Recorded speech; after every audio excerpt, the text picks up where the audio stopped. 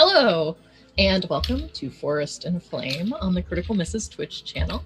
My name is Avalon, she, they pronouns, and I am GMing these fine folks through an original tale set in the Humblewood system. I am thrilled to be rejoining these spectacular players tonight, and before we get started, I'm going to let each of them introduce themselves and their characters this time, please. Starting with Lynn. Oh, who is muted?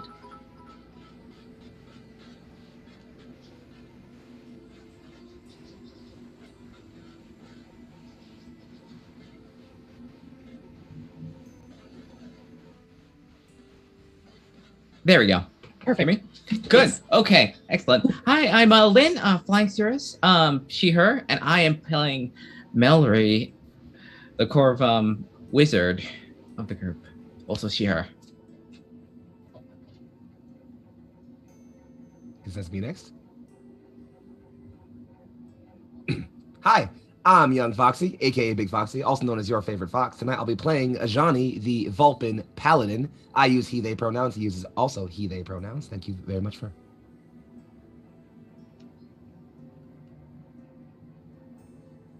We'll go with Milan. Hello, I'm Milan, or Mallard Man on the internet, and I will be playing the very, very large Q. Both of us use he, him pronouns. And that means that I'm Polka Kells, aka Kelly, and good to see everybody tonight. And I am playing the squirrel type Gerbine, Clarkia Skipjack, the ranger with trouble past. We all use she, they pronouns, both of us. Perfect. All right, so if you are a diehard Humblewood fan, you may notice that even some of our humble folk animal types here are homebrewed, and you may find that a lot of things are homebrewed in that campaign because that is how we roll. So this is our second session together. So if everyone has a cold beverage and some warm dice, we can begin. Hooray. Looks like maybe not everybody. All right. There's pulp in that lemonade. So, for as long as words and drawings have been kept, 4 creatures of the Brightwood have maintained balance over the sacred flame, each creature possessing control over an elemental spirit.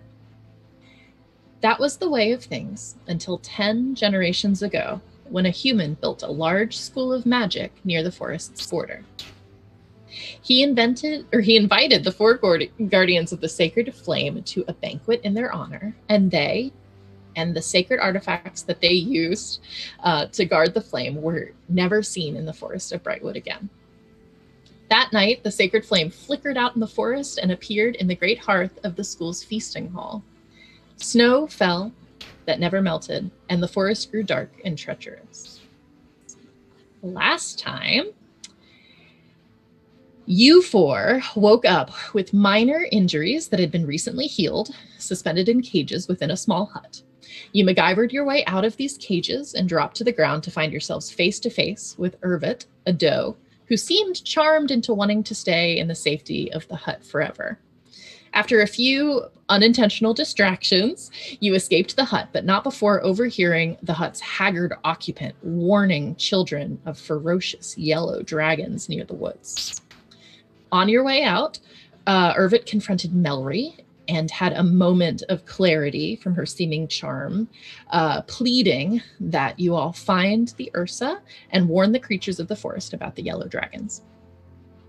You traveled deep in the woods until Melry led you to a clearing which looked destroyed by a tornado. You ventured into the open to steal a golden scale when a huge yellow dragon began chasing you. You managed to escape with the scale and continued your journey. You briefly met a band of possum highwaymen before pressing deeper still. Eventually, you came across a frozen pond with a large, naked sleeping bear in the middle. You discovered altars surrounding the pond, where you placed items of great personal value to each of you, waking the bear for a fight. After damaging him, he burnt into a small flame. And at this moment, Ervit appeared to you all and told you that you have created a new sacred flame of Brightwood Forest. And while the old flame still survives in the halls of the nearby castle, this new flame cannot reach its full power. You are the guardians of this new flame, and with the use of your precious artifacts, you must extinguish the old flame, the false flame. So, you all glance down at your artifacts and see that they have physically changed in some ways. Can you each describe those changes to me?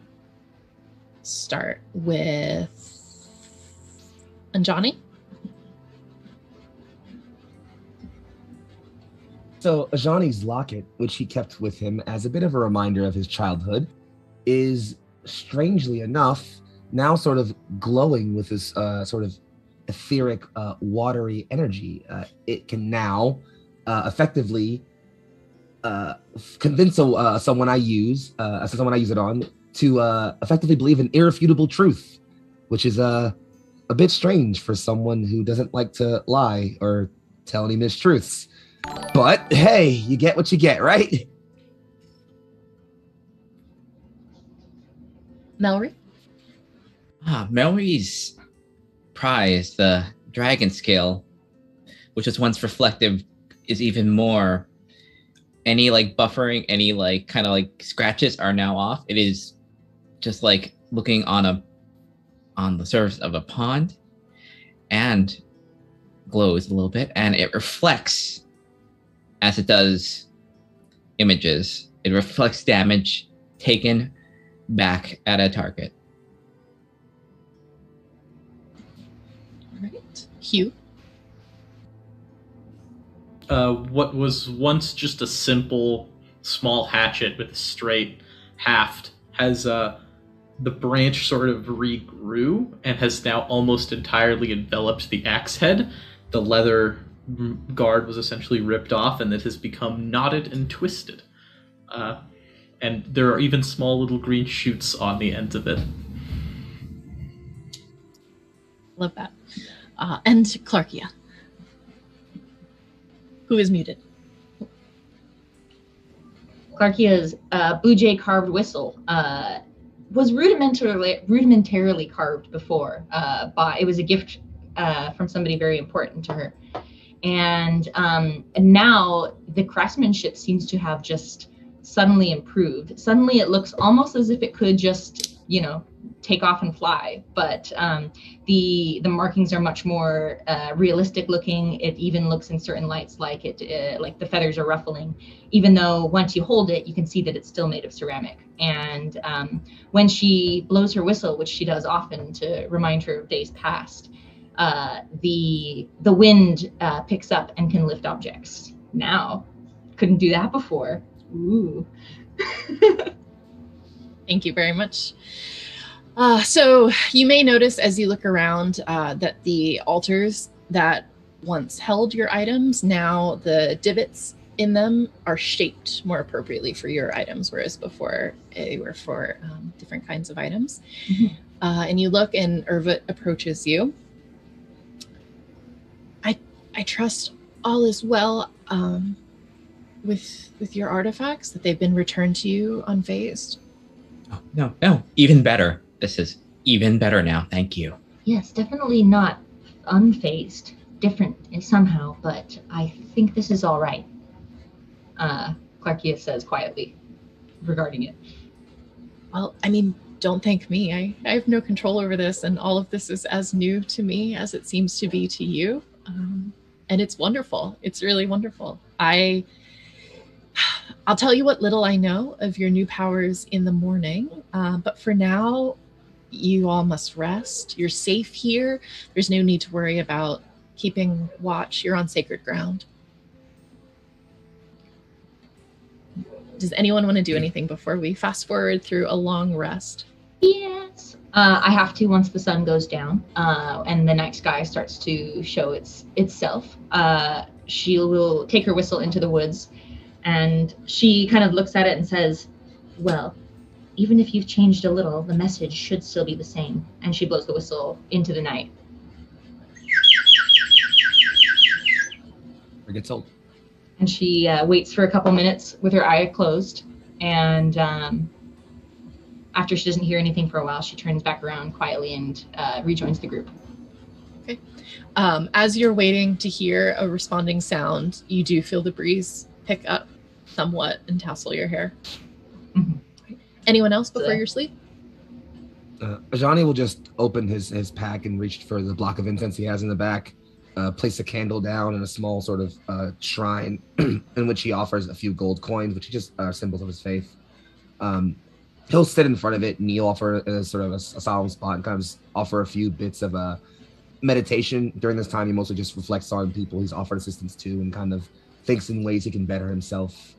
He's also kind of taking some time to reach out to Galwin and maybe just ask if the gifts he's been given reflect something about himself, or if there's something he should know about this gift he's been given, as he's not really sure how best he could use it to serve people. And how do you reach out? It's mostly, it's prayer, but not in a traditional sense.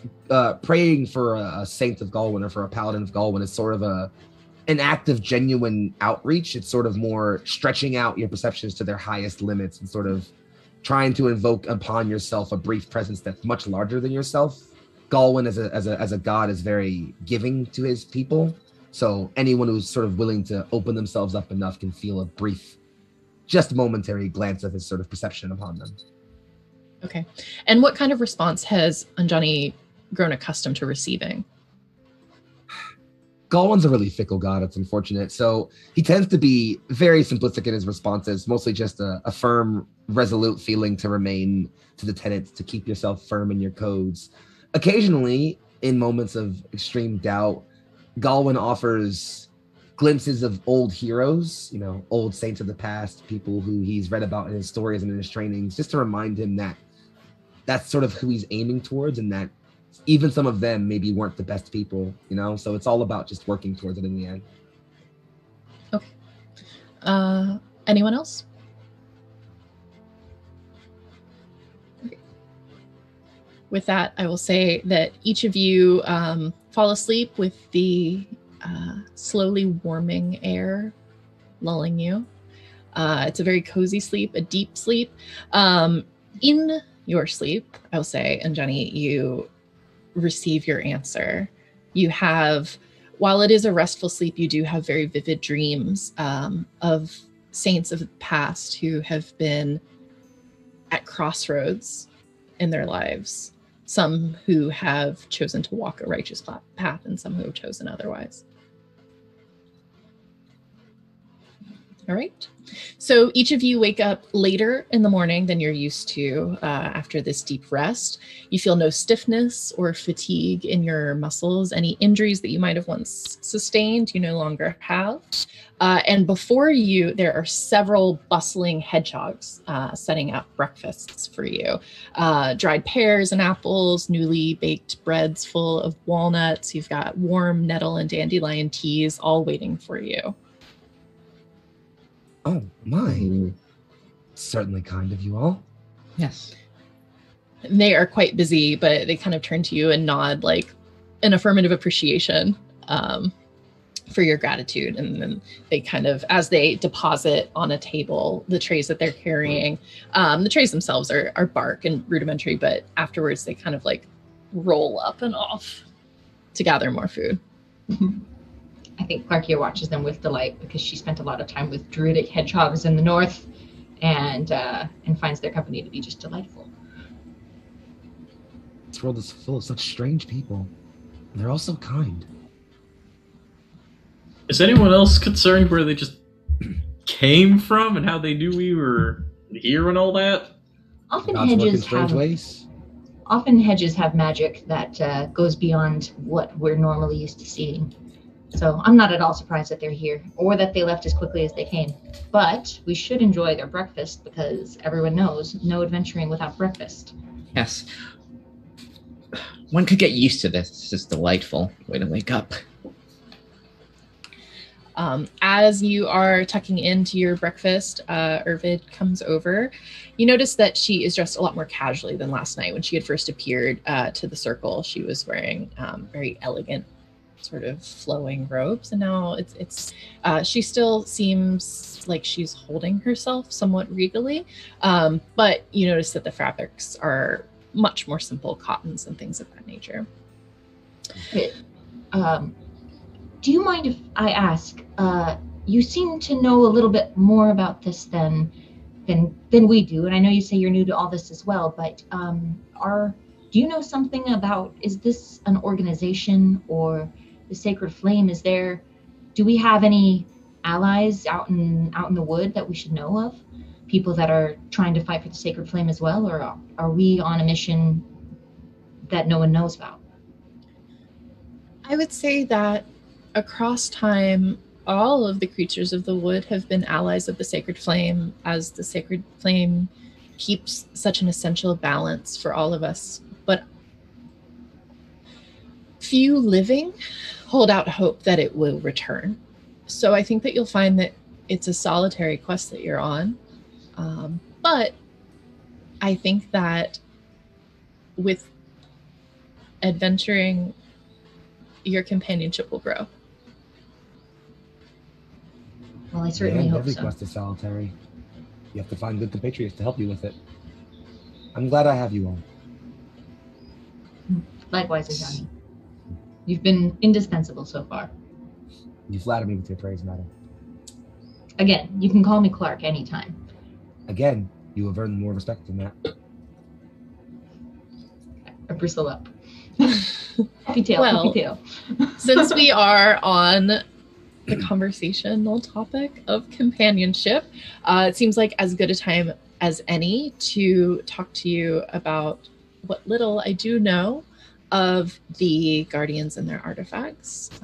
It seems to me that each of your personal items, through sacrificing something so dear to you to the flame, they've been enhanced in a way that'll aid your journey. Is that the case?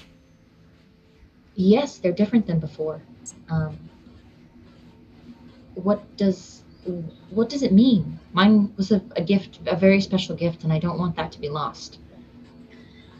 Well, I'd like to hope that the gift and the meaning for you is not lost, but rather enhanced. But it seems to me that whatever the flame has bestowed upon you is an essential part of the journey ahead. But I will say that the Sacred Flame has 3 tenets that it values most of all, which is strength, sacrifice, and companionship. And last night, through sacrificing these objects, through your companionship, and through the strength that you showed in defeating the Ursa, you were chosen.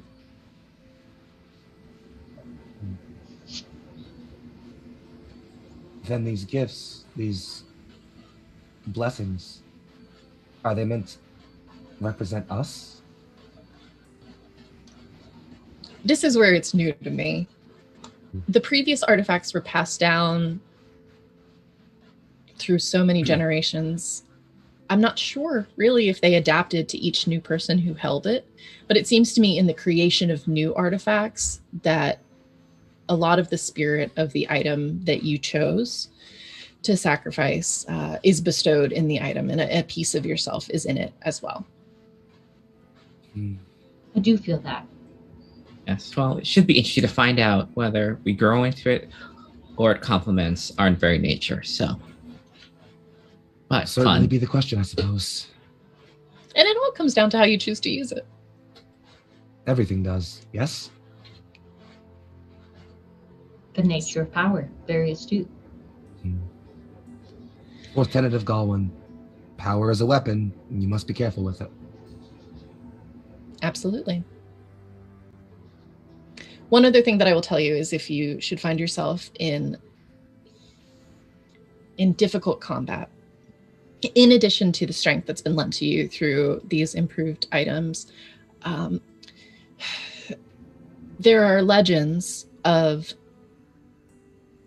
the Guardians fighting together in a way that we're not accustomed to seeing other warriors fight, where their artifacts can combine powers into something much greater. That's curious. Sounds fascinating. I don't know an awful lot about it, but I assume that on your journeys you might figure that out. Only The one way to information find is more out. than helpful. We'll have to try. Indeed. Well, if all of you are full, and unless you have more questions for me, I'm I just. don't. I have one. sure. Is there any? How are we supposed to get rid of the false flame if that's really what we're supposed to do? Like, is there some ritual, or do you have a special blanket that smothers the flame or something, or are we just gonna wing it? I bet it's the blanket. Maybe. I Well, can speak to elementals. I can convince it to go out. I Alternative hate to thought? invite the pun of winging it, Hugh, but I do think to some degree that's what any of us would be doing. I do know that similar to this new flame, the old flame has the Guardian's artifacts. It's not known if they still live, but your answer may lie in gathering the artifacts or at least investigating them. To do that, we need to go to that school. Yes, all of them, according to the lore, those objects are there. Then we know where to begin our search. Yes, we shouldn't tarry. If everyone's full and happy, then we should get a move on. Yes. I'll need a bit to offer my morning prayers, but yes, after that, I should be ready. That reminds me. You may be surprised to learn that your trek last night took you a bit further than one night's walk. It seems like there may have been some magic at play there. Of course. We are several days into the wood at this point. Things did feel off a little bit last night while we were walking. I didn't mention it at the time, but it did seem like the ground we were covering didn't make sense. I'm glad to know that wasn't just me and that I'm just getting old. Well, that makes sense. Powerful magic sometimes affects realities a certain way, so It was everything a tracks. bit too dark for me to really see where we were going. And I have no affinity for magic, so Well, you traveled an admirable distance in just a few hours. The good news is, as things are beginning to thaw, there is a new river where once there was none. It's almost as if a dam has broken. The wood itself is sort of shifting to take on new patterns. I mean, if we spend an afternoon to build, is it going in the direction of the school? It is. It's traveling south towards the school. I mean, I could get us some wood to make a rudimentary raft or something. if I could be of assistance, I'm happy to help. Yes. Actually, there's Well, something. I'll do you one better. While you all enjoyed sleeping in, we actually had to helpful humble folk build a craft for you. Oh, that's wonderful. Please allow me to compensate them somehow. I think that they're just happy to help, but on your journey southward, you're welcome to negotiate something with them. They coming along on the craft with us. Yes. How And she sort of gestures, and you notice coming into the clearing are two seemingly identical, very stout and burly beavers. Very good tidings to you, sirs. Very good tidings to you. Are we ready? Are we ready to get on our journey? It's been a while since I've taken a swim. Well, you needn't swim unless you want to. We've got a raft. You're a pretty big duck, but we think you'll fit on it. I think you may enjoy the swim personally. Me, on the other hand, I will be perfectly fine on the raft. Water. Same with Also, my fur doesn't curl very well when wet. I'll pass. The other one steps in. Well, we want to assure you, I hope that it wasn't too invasive, but we did take all of your measurements in your sleep, and so it should almost definitely support everyone's weight. Oh, good. Good attention to detail. This is wonderfully constructed. Yes, absolutely. I will spare the feeling of personal violation for your incredible help in building the craft. Thank you. Strictly business, sir. I'm certain. So they kind of like scamper off and are just loading some supplies onto the raft. Great. I think Clarkia would like to take a position on the raft and just get ready to go. Someplace, where she can like sit and kind of observe and watch the middle horizon to make sure there's nothing coming. Absolutely. The raft is very simple, but there are some, I don't want to quite say crates, but there are some containers that are stacked in the center that just have some rations for you on the trip, and you're able to perch atop this stack. I like it. Yes, that's where I would like to be. Is everyone else ready to board, or you have anything you'd like to do first? I think Ajani would join shortly after Clarkia joins, probably like at the bottom of that stack where she's at the top of, kind of just sitting around, maybe just watching her for a bit, seeing how comfortable she gets on the craft and trying to just like not be in anyone's way. That's good. Definitely before we took off, Hugh is just fully like legs in the air, butt wiggling out of the water, doing Bottoms the up. thing. Yeah. Excellent. Diving. Love. Are you looking for anything diving, or are you just enjoying the water? Both. He's probably looking for a little snack or something too. All right. I will say, if you want to just make a roll for me. Sure. Let's see if I can find some tasty insects at the bottom of this. Yeah. Like, oh, that's not a great roll. What am I adding to this? I'm going to say performance. That's a 4 then. Excellent. Well, you look very awkward, but very cute with your legs in the air. And when you finally buoy over topside, you got nothing. A swim's a swim. And I will climb on board and then just do like a big ruffling shake. Sure. Love it. The two beavers kind of resist your splashes. Oh. Are you joining as well, Melroy? Yeah, I think Mallory's gonna just like sit down next to the group and just take out her take out some piece of paper, her pen, and just kind of like write down thoughts and what's been happening, just like document it. Excellent. Johnny kind All of right. leaves over just a small tad. What are you working on? I'm just writing down what happened. You must write down these things, and having us as the primary source makes it sure that it is true. You never want embellishments, especially ones that aren't, flattering. So, So it's journal. yes. I stopped Are you reading mine a expecting while us to ago. become heroes? I mean, we are, titles. We're hopefully. Hopefully it's one of those stories that ends positively with, all that. And Irvit approaches from the shore and says, I believe, with everything that I have, that you four are heroes, and you are our heroes. And I wish you the best of luck and safety on your journey. Thank you. Johnny blushes a bit, just thank you. All right. And with that, the beavers will start to push off and smack the water with their tail, like little propellers, you out big into fan. the middle of the river to hit the current. Once the current catches you, you're on your way. It's a sort of slow, meandering trip.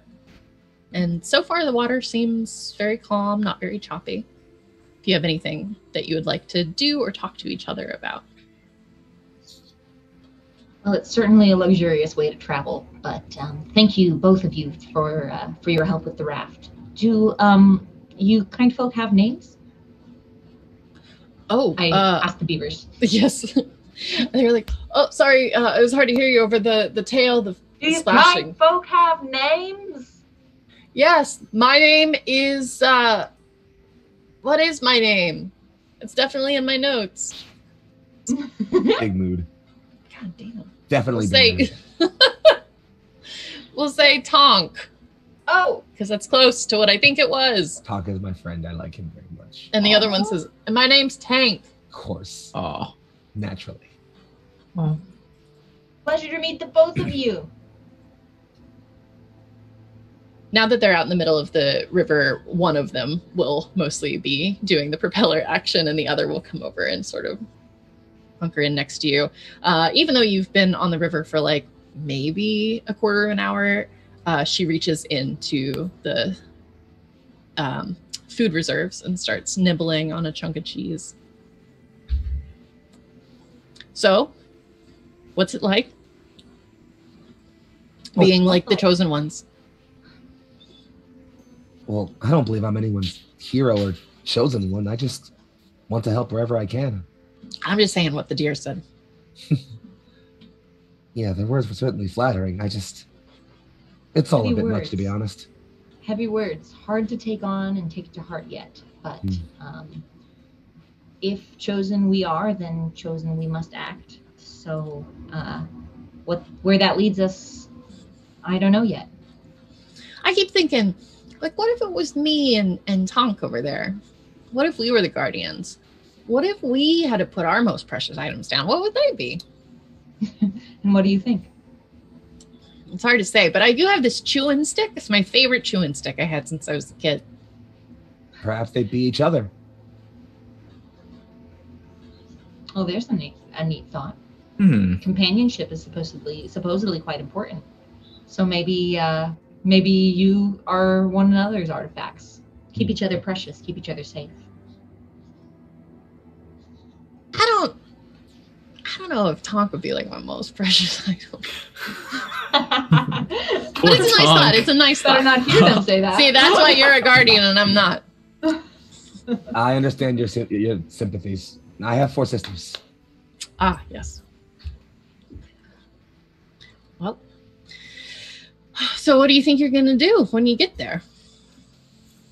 Suppose we'll head for the college, see if we can't find more information. I believe they call that sleuthing. Yes, Mhm. I know. I've watched the reconnaissance. humans for quite a while. I believe that should be helpful in getting into the school. I think you very much will be, Melry. We do need to come up with some sort of plan to get in there unnoticed.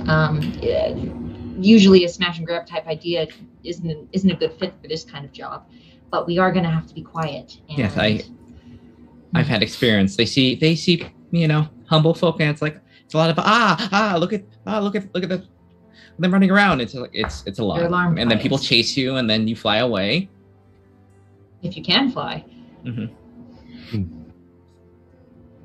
All I know is that on human floors, I just not as quiet because of the plap, plap, plap, plap. It's That's certainly true for me. impede It's our more like mission. skitch, skitch, skitch, skitch, skitch, skitch. Why do they have to make the floors so hard? It's nothing like nice dirt underneath your feet. It's because They the don't feet are like so dirt. soft. It Or tells you mud. where you're going. It tells you where you've been. Humans are very, very, very fussy. They don't like and reminders of the outdoors. It's like they wipe their feet. They don't like dirt. Having dirt put on them is it's a terrible thing. Apparently, they put up such a little idea about that. Oh, They've Maybe lost their they're weak to connection dirt. Earth. Also, they work 40 hours a week. That's just absurd to me. Sounds What? like you're onto something. Well, perhaps that's why we need to take over the Sacred Flame. It seems like their way of life is far too stressful. It's just not working. I mean, I've seen humans near where I live who don't nearly do so much. They live a much simpler life.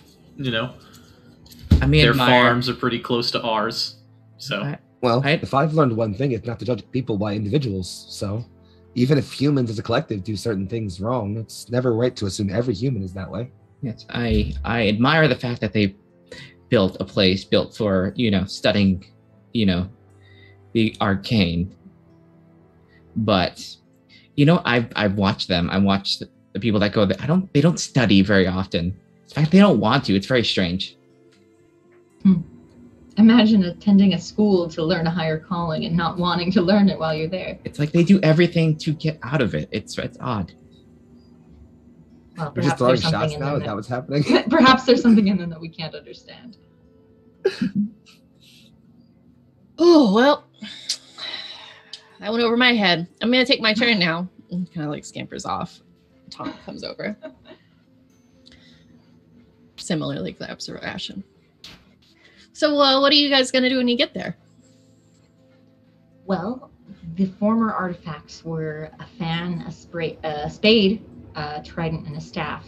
So I imagine that we'll have to find artifacts or things that look similar in nature to those. I can't imagine that they're wholly common items in a human school. So if we can find one, maybe we'll find the rest. If they're important, they're likely kept somewhere in some kind of vault. I mean, Irvin did say something about the artifacts adapting to new owners. Maybe maybe they look different now. That's certainly possible. That's interesting. I wonder. Nah, it's silly. What?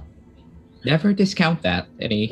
It could Well, be. I mean, if the flame has 4 guardians, if our flame has 4 guardians, who's to say their flame doesn't too? It's It's true. a good point. Then do we have rivals? We have a rival flame, so wouldn't be out of the possibility, of course. I suppose you're not wrong. Perhaps being guardians will somehow give us some sort of ability to find the other guardians that match us. I guess That the may only be. way to know is to search. Indeed. Guess we got to find our counterparts and fight them, I guess. Do we have to? I mean, I don't think they're just going to give up their flame. I suppose that's possible. I don't like fighting, but I remember what my mama said. It's a big world out there, and you're going to have to do things you don't like doing. But you got to stay safe and protect those you care about. I suppose that's true. I was taught to only meet violence out against those who have done violence against others. It seems, well, just a bit rushed to assume we should already fight them. Not to be too extreme, but their whole existence has kind of been violence for us of the forest. It's I true. suppose that's fair. This may be difficult to Johnny, but the people of the school have wreaked endless havoc on the forest and our homes. And though it pains me to hurt them on an individual level, if we are to take back the forest, we may not have a choice. I understand you not wanting to hurt unless direct harm has been done to you, but I encourage you to think of what you stand for as a whole for creature kind. I won't fail you all. Difficult choices are ahead. If you all need me, I'll be there. If it comes to fighting, you have my skill. Though I may regret it later. Hugh will put a feather, a wing on Johnny's shoulder. Well, I mean, I'm willing to try talking first if you are too. Thanks, friend. I mean, I that appreciate would save us a lot of trouble, and I will do my best to protect us as well from their magic. And I'll keep my temper in check. And I will keep all of you safe. Appreciate it. Clarkia, can you make a perception roll for me? Yeah. I assume you're still perched atop Yeah. the rations. Perception. Ooh, that's a 16 and that's a 5, so that's gonna be 21. So way down the river, as you're coming up across, it looks like there's a small island in the middle of the water, where the water sort of splits and flows around on either side. And it looks like there's a figure on the island. I see someone up ahead. I can't make out who they are, but there's definitely a creature on that island ahead.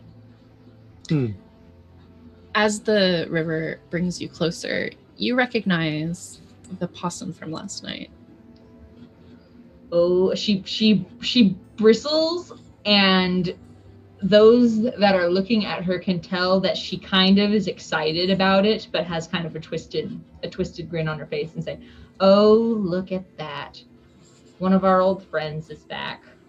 I thought we dealt with them already. And I said if I saw him again, I wouldn't hold back.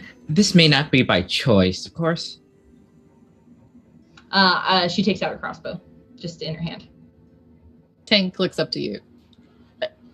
Are you wanting us to steer over there or just float on past?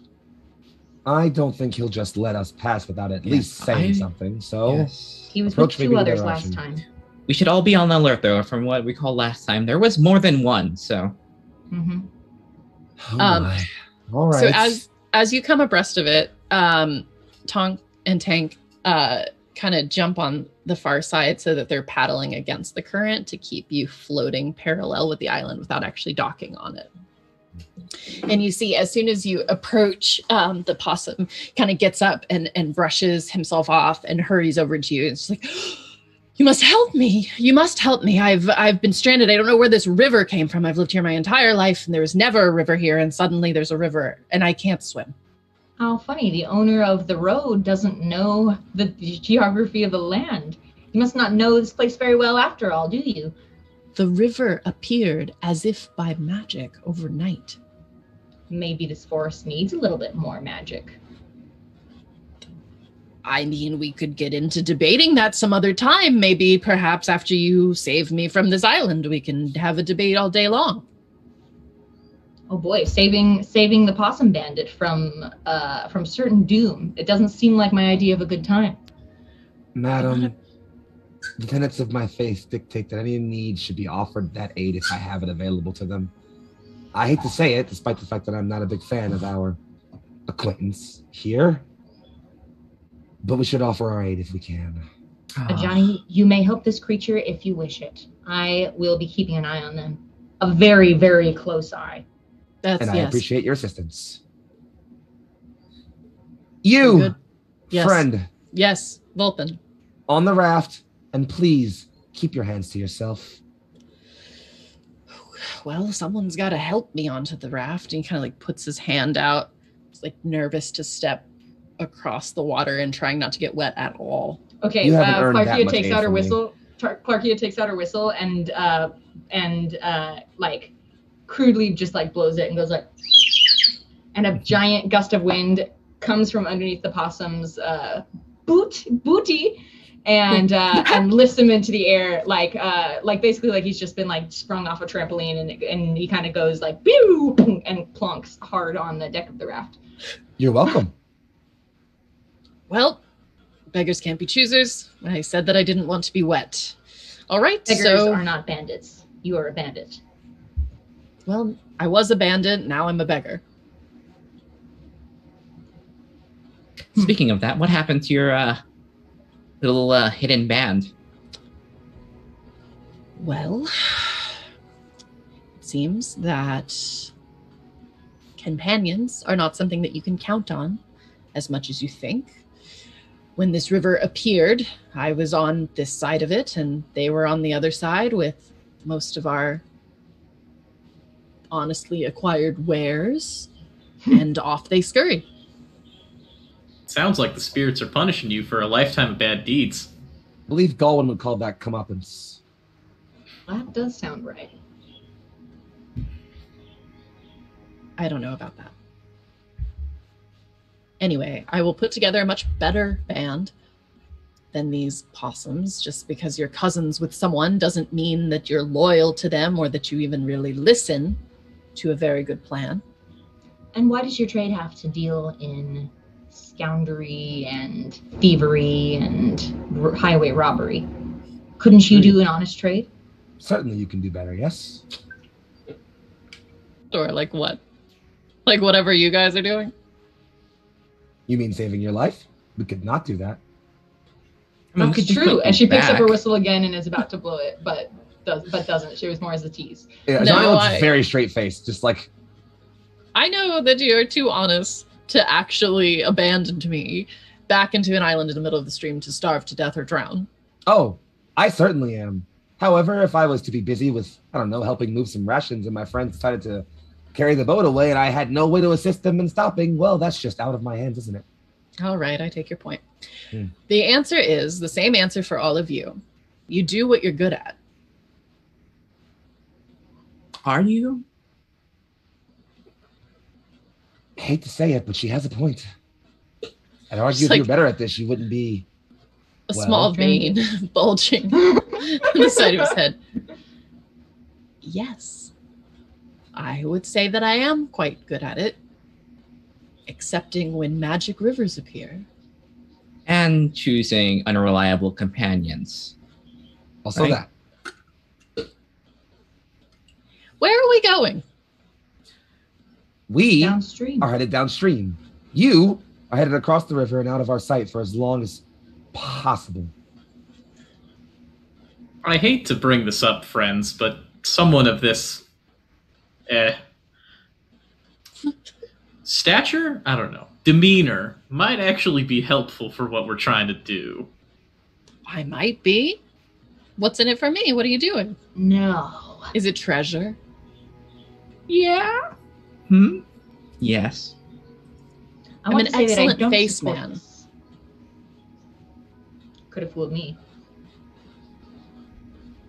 I mean, it doesn't strike me that any of you are particularly smooth talkers. No, I don't know, I I argue can- that I have a deceptively silver tongue, Ajani Yes. says, lying out of his fucking ass.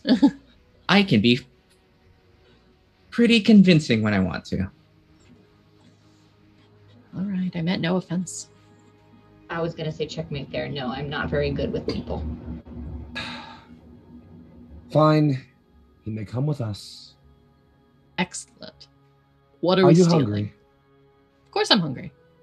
Johnny will hold out his hand, close it, and upon opening it, there is a handle of golden berries in it as he casts Goodberry. Thank you. Hmm. But really, what are we stealing? Oh, Not just sure. a magical flame. I hope you're not afraid of humans.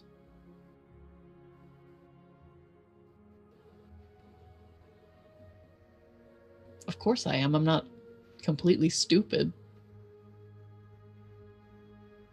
Are you going to steal from humans? We're going to steal 4 or 5 things from humans. Like on a scavenger hunt? Something like that. But far, far more important than scavenger hunt. I don't know if that's within my pay grade. I do have a friend who's accustomed to stealing from humans. Actually, lives in the castle thing, the school. Ah, What is their Pardon name? me? What is their name? Who are they? Aurora? Aurora? I said that Yes. quickly. Sorry. Just wanted to repeat it. Felt like I kind of mumbled. Yeah, Aurora, we're just friends. Perhaps one day, something more. But she's a raccoon folk. hmm. How do we speak to Aurora? How do we find her? Oh, I could probably help you find her if you take me all the way, and if you make it worth my while. You know, Saving your Remember, life not worth saving it? your life. Saving your life. You saved my life, and in exchange, I told you of Aurora.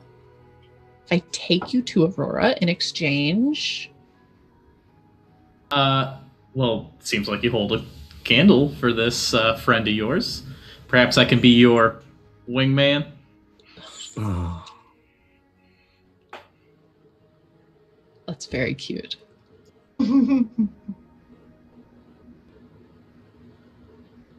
I seem to remember that you had some treasure last time I saw you. Oh yeah, and I pull out like a small thing of blueberries. They don't grow ones as nice as these out here. Where did you get those? Where have they been? Don't ask questions you don't want the answer to. How old are they? I'm fine with these glorious golden berries from the Vulpin. Johnny. And Johnny.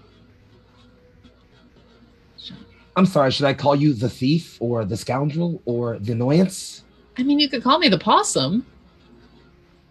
Yes, but I try to be better than the people I encounter. I'm not offended. I'm not ashamed of who I am. I didn't say I was either. I'm ashamed of what everyone else thinks I am. Including you, if I remember correctly.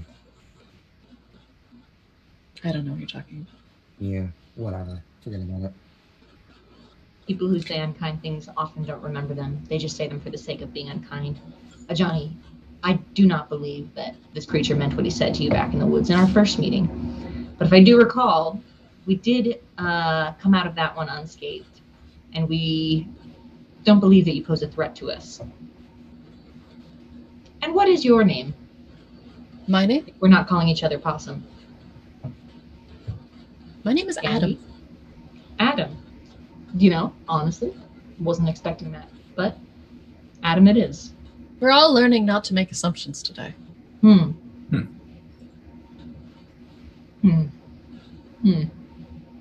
Well then, Adam, pluck one more berry and offer it. It's a pleasure to meet you. Pleasure is mine.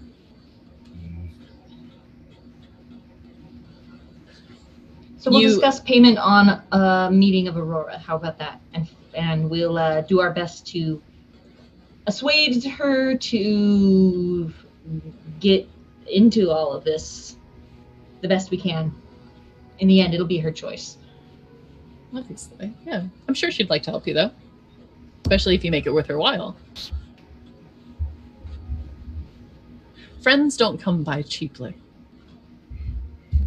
I've never thought of friends as things that were expensive or cheap. It doesn't seem to me that you've had many friends. She has us, which is more than I can say for you. Are you telling me that I don't have your friendship? Exactly. Ajani? I'm not allowed to lie. I've had friends. She turns away grumpily. You notice that as you've been talking, both Tonk and Tank are now sitting on the raft with you, and that the current has picked up enough that they're not needing to propel you forward at all. We're making good progress. Yeah, it looks that way. It's going fast enough. You can take a little bit of a rest, it looks like. Yeah. I mean, we're playing it by ear. We've never been on this river before. I don't think anyone has. Who knows what's going to happen? That makes us all pioneers. Does anybody want to make a perception check for me? Yes. If I was good at it, I would. When they say that.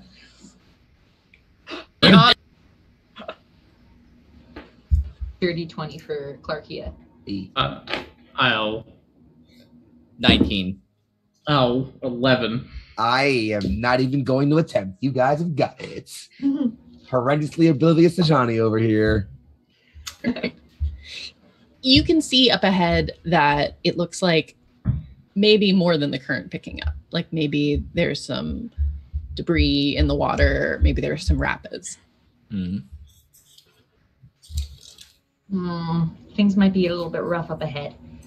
Can we each get on a corner or something and defend the sides of the raft so that we don't run into anything unsightly? We might need to batten down the hatches and get safe. I would certainly agree with that that assessment. All right. Great. What's the plan here? I can stand on the front of the raft and help direct the beaver friends. Okay. Through steering left and right. Maybe we can spread out as kind of like buffers to keep things away. And if someone can be a lookout for debris in the water, I can be a lookout for what path on the river we should be taking and relay that to our friends. I've got pretty strong legs. I can help the beavers a bit. Excellent. All right. So the beavers are going to slide off the sides of the raft and they kind of disappear under the water and you see them come up in the back. And they're ready to steer, either one on the corners. If you want to shout out to them. I will go to the middle of the back and help. Okay. Are you in the water with them or are you just sort of feet in? Okay. I'm in the water. All right. So between the three of you, you're able to get quite a bit of power. Clarkia, can you do me a favor? And we'll say make a perception roll. Hey, bless. I'm gonna throw a bless at you if that's cool if you Okay. want. Cool. Yeah. I I'll want to take be it. useful. I rolled a 14. Perception is plus 5, 19. Okay. And a bless is a plus D4, right? Yeah. 4. So 23. Okay. So you can see up ahead that there are rapids that are starting to pick up sort of towards the right bank. Mm-hmm. We've got rapids on the right. Try to steer us all left. Okay. Hugh, can I get a strength roll? Hugh's going to calm for a second and just enter a rage before this. Just a rage paddle. Which is not really an anger emotion when Hugh rages. It's more of just like focus and adrenaline. So strength. That would be a dirty 20. Hey, a lot of those Okay. come out today. Excellent. So you are able to help, because Tonk and Tank are pretty strong swimmers, but they aren't able to totally like torque the raft against the current. So you're able to help steer it towards the left, thanks to Clarkia's observation. All right. Melry, were you assisting? Yes, I'll do my best. Okay. This What isn't was her. it that I think she is going to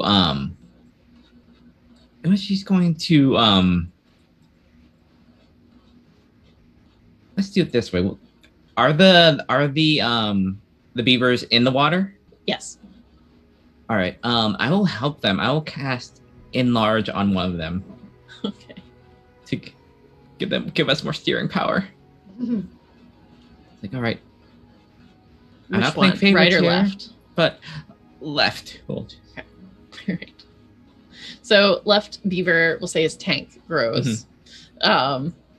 And now between Hugh and Tank in the middle left side, the boat is starting to steer more towards the right. Being pushed. Drifting right. Yes. Mm. Which is the side of the rapids. Right. Okay. Oh. We need to go more left. More left. More power on left. I don't know how I could help. You're all, those of you who are on the raft are starting to get splashed. It's Oh, no. very Yeah. cold, recently melted runoff. Not my water. fur. Yeah. There's not much I can do here. Let's see. I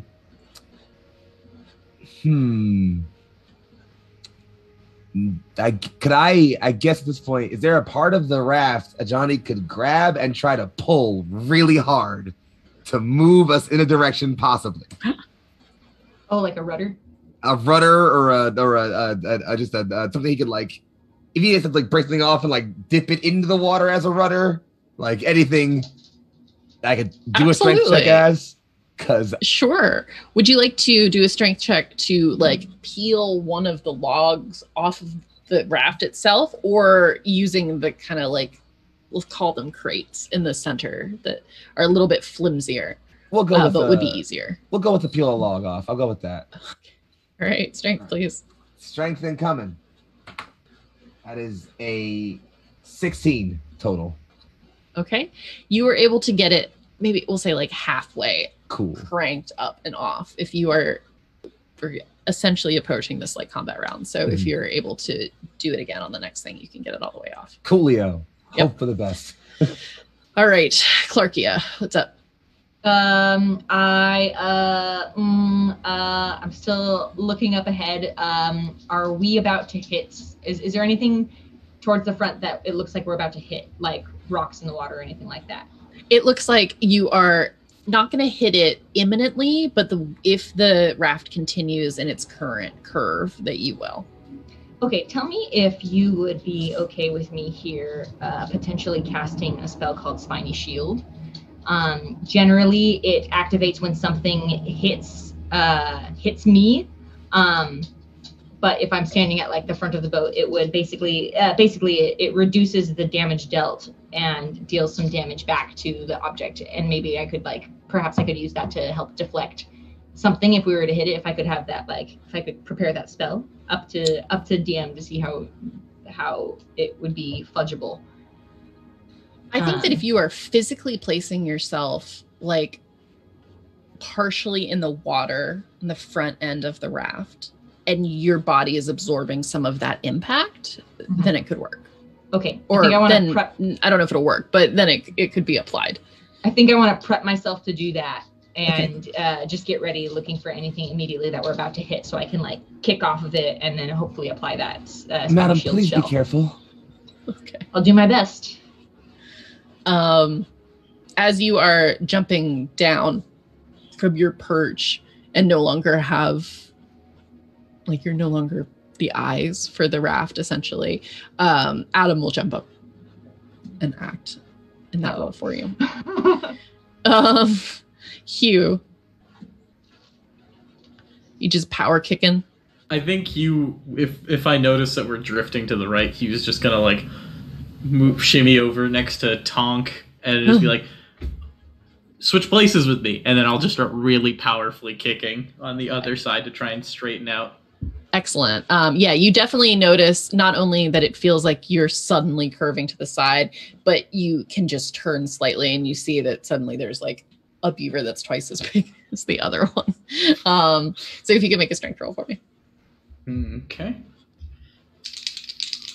Is this strength or athletics? Let's do athletics. I realized after I said it last time, but I wanted to be consistent, but I would rather do athletics. All right, then that's a 24.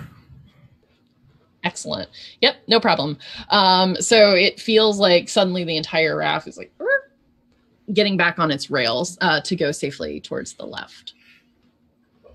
All right, crisis averted in this case. Does anybody else, Adam is up there now, but is anybody else wanting to step in and be the eyes for the next round? I have 10 wisdom, friends, so maybe I'm not the person to do this. I feel torn. I don't know if I should go up or if I should stay down. I want to protect the boat and my friends, but I want to be able to see where we're going too. I'll take the front. Don't worry. I got a big hammer. I'll smack some stuff, I guess, if I have to. Are you sure, Johnny? I have complete faith in your abilities to guide us, and if it means that I can keep you safe, I'll do whatever I have to. I have complete faith in yours as well. I'm gonna jump over his head just for fun and get back on the top. Once I get up, I kind of say, Adam, your services are not needed. You don't even want an assist? Well, just don't get in the way. Fair enough. All right, perception roll for me. 7 plus 5, 13. Okay, you can roll with 12, advantage because he's assisting you. Okay. He was helping. Oh, well, yeah, that was better than the second roll, so it is still 12. Okay. It's looking choppy up ahead, but you can't necessarily tell. Maybe it looks like some stuff is under the water, but under the surface, it is a little hard to tell. I can't tell. Try to get to deeper water, maybe central. But Johnny, take a look for anything that's directly under the surface of the water. We might be going over some stuff. As you wish. All right, and Johnny, perception. It's a flat dice roll. No pluses or minuses here. But it's a 15. Excellent. It looks like there's a felled tree that's across almost the entire river. You can see just a couple of little twigs from it that are broaching the surface. All right, here we go. Donnie just not even saying anything. We'll just immediately upon seeing that kind of try to hop up towards the front of the raft. You will try to pull back his hammer, start offering a quick prayer. Just go and offer me strength. And I just want to line up a nice solid, I want to crack this thing directly in half so we can kind of push straight through it. Okay. It's going to be your window of time to do this as you're rushing towards it is very small. I'm certain. Okay. Are you letting anyone else know about it? Yeah, I might as well. He might as well be helpful. Yeah, just there's a down tree in front. I'll try to break it. Okay. Upon you announcing that, I will say that team tactics to help him as a bonus action. Yes. Tank and Tonk are going to hop up on the boat just in case it kind of scrapes under the raft. They don't want to get any of that. Hugh, I would imagine maybe you take a hint. I don't know if you think that Hugh would be smart enough to realize that they jump up. Hugh's not unintelligent, but is Sure. very single-minded. Like, Okay. just gotta keep swimming. And definitely All when raging has just like a 1, zeros in. Zeros in. All right. Well, then we will say, go for it. We'll do athletics for your swing and hit. Cool. I'm on it. That was me. I wish it was you. You get advantage. You're like you're raging. Well, I did roll a 2 and a 5, so glad that wasn't. Fair enough. Well, I just rolled an 11, which plus my 2 athletics makes that a 13. Excellent. So you wind up and you hit as quickly as you can as you come up across it. But not only are you rushing towards it very quickly, but the image of where you expect it to be, given the refraction of the water, is slightly off. So you do make contact and you hear it crack, but you don't think you break it. And a split second later, the entire raft kind of lurches. And I'm going to need everybody to make, let's say, a dex save. Are they within 60 or I think it's 30 feet of me? I actually don't know what's the range. What is it? Oh yeah, are they within? Sorry, are they within 10 feet of me, possibly? Everybody on the raft? Cool. So then you all get a +3 to that saving throw. Hey. Cool. Good. We'll need that. Oh Yes. no. So will I. No. Am I making the save as well? No. I think I'll get to you in a sec. Okay. Dexterity. That is a 13. Sorry, no, that I lied. That's actually 7. I looked at that number. I also Oh, got no. 7. Oh no. What'd you get, Clark? Yeah. I rolled a 15 and I have advantage on, or not advantage. I have a proficient in dexterity saving throws, so that's plus Okay. 5, so dirty 20. Clarky stays on. Mallory and Ajani, you're in the water. Let's see about our friends. Adam's stays on, as does Tonk, but Tank is in the water. Hugh, I'm going to say that you take 3 points of damage as you're single-mindedly in this rage state paddling forward, and the raft just doesn't quite stop, but it jerks so much more slowly as it abrases on the log that it hits you in the face. Do I still take half for rage? Yeah, you still take half for rage. All right. And are we More of an stopped? insult than an injury. Okay. And at first it seems like you're continuing on, but the further that you get up on the log, the more the raft is stuck. I'm gonna take out my hatchet and just like try and chop it from in the water. The raft? No. The log. Log. No, yeah, I'm No. Burning on your face. Significantly smarter than that. All right. I don't even have a negative. I love the delivery on intelligence. that. Just the raft. All right. You can make an attack roll. All right. I'm going to recklessly attack the log. Okay. So I roll with advantage. That's a 19 before modifier. So that's a total of 24 again. Yes. So you easily are able to hack through the log. It starts flowing forward with the current, and kind of the raft in the process, as it's starting to move forward, does kind of come up off of it and is now just floating on its own. However, you notice that there are 3 individuals that are in the water now. Tonk can swim, so I'll go pick That's up true. whoever's closest first. Johnny wanted to help Melry get up anyway, so if Mallory is losing her. Yeah, I figured that was going to be the case. It's, So. it's a lot of like flailing and like just like panic cawing. Johnny immediately I mean, he's not a great swimmer, but he can handle himself okay-ish. So he's immediately focused will be on trying to make sure that Miller's okay first. Like, he figures Tonk can swim, I'll live. But then again, there's also the trouble of I'm wearing heavy armor. So And Clarkia on the raft had the thought of he's gonna sink. And she Yeah. took out of her pack the 50 feet of hempen rope and is trying and wants. I want to try to throw it towards them as quick as I can. Do you want to roll to I catch got it? the chunky Yeah. blue armor. Roll to throw or roll to catch? Let's do all of the above. Cool. Ah, What am I rolling to catch? the rope that I'm throwing. As in, what do I Oh. roll to Oh, catch I'm it? gonna say A dice. athletics. Athletics. Cool. That's Yeah. a. I'm good at that. Except Damn, you nope. Hold on. dirty 20 on the throw. That is a 14 on the You get on the catch. Whew. Mel, are you catching as well? Yeah, she'll try. That is Or try. athletics. Yes. Oh no. It was a very good throw, so it shouldn't. Okay, I rolled As a high of 14. a- I rolled a 15, which means it's a 14. All right, you're excellent. Both of you have no problem catching the rope, especially thanks to the excellent throwing of Tharkia, and are able to pull yourselves in. Yeah. Ajane would definitely like make sure Melry gets in first. Like even if he's still in the water, he would make sure he lifts her up first to make sure she gets in first. He then eventually helps himself up.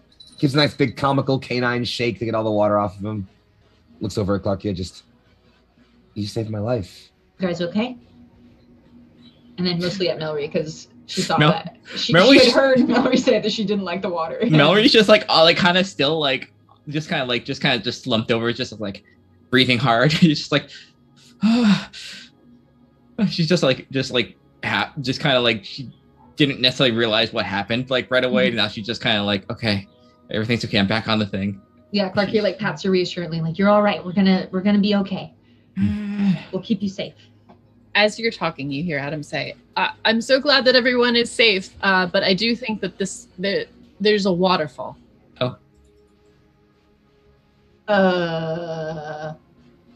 Abandoned What? ship? He points, and you can see up ahead. It looks like the trees have kind of faded away on either side of you, and the horizon has opened up, and you have this beautiful view from a great height. How wide is the river? It's quite wide. No. Let's say maybe 100 feet. Oh no. All right. I guess we should all get inside and buckle up, kids. No, we can't go Buckle over up. this waterfall. Well, we can't make it on either side to hit out of this thing. Oh, how are we? We're right in the middle of it right now. How Yes. far to the side do we think that we might be able to get it before we hit the waterfall? Would you think? Can you rephrase the question? Like if we were to like pick a direction and just start paddling, like how close to the side of the river do you think we could get before we went over the waterfall? Oh wow, Like- that feels like some Pythagorean theorem. All right, so let's go. Maybe we should use big Um, tank. You've got a slim window. We'll say that. So if I cause something to maybe block 20 feet off of this waterfall area, like Uh-huh. potentially in front of us. I would say with some teamwork, you might be able to get there. Okay, friends. Seems like it might be time to try out these new and improved artifacts. Let's try to get over to the right as fast and as far as we can. And I want to target just the rightmost bank of the river and Okay. cast spike growth 20 feet inward to hopefully get some sort of net situation. Spiky vines. Okay, spiky vines. Okay. Yeah. And I assume and you don't have to roll for that, right? That just it's a spell. the Yeah, spell, so yeah. it'll be one of my spells. all right. Like grows out. And then I think action permitting, I'm gonna drop off the side and start kicking as hard as I can, trying to like help, even though I'm not like the best swimmer. Like, anything that I can do to help. Okay. As you jump in with the strength of the current, you feel your legs kind of like floating up and downstream in front of the boat. And you're kicking as hard as you can, but you're not really making as much progress as you might like. No. How am I helpful here? I don't have enough time to take all of my armor off to go jump in and help you battle. I do that. Oh, Don't think you have time to do that. oh, I'm going to Invest in quick change armor. I'm going to go up to Tank and just say, all right. She'll take out her shield and just, all right, just hold it at this angle. Help me. I can't hold it on my own. Just Okay. She's gonna try and make a rudder and just like hopefully like Okay. help that. It's not gonna do very much. It's not that big, but it will help. That's as much as she can like. Ooh, I have my log I have pulled up. Can I go back and pull the rest of that up to get more of a rudder? Absolutely. Double rudder it. I'm gonna do that. Okay. When Tank realizes what you're doing with the rudder, she's gonna take it from you and like lift it up and like slam it down and wedge it between two of the logs, so it's holding itself up in that position, which frees her to assist with some of the kicking. Cool. All right, Hugh, are you tuned into what's going on, or you think you're still pushing downstream? I was gonna say, would anyone have like, I don't know how much I could hear. So I'm gonna let you role play this because I think that for even an average intelligence, you would notice like murmuring voices, people running around, the current picking up, like things are happening. So if you want to tune into what's going on, I think that would make perfect sense, unless you want to play like very, very focused. I think Hugh's aware of what's going on, but has his own plan. Okay. And Hughes just thinks, God, I hope this works.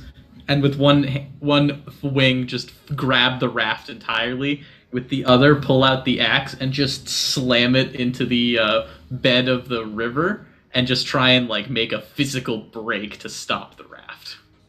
Okay. I'm gonna say strength. Okay. To hold on. Strong. Strong. Here's hoping. Oh no! Of course I roll very low. Oh no! That's a 10. Uh-oh. Okay. All right, it's your choice.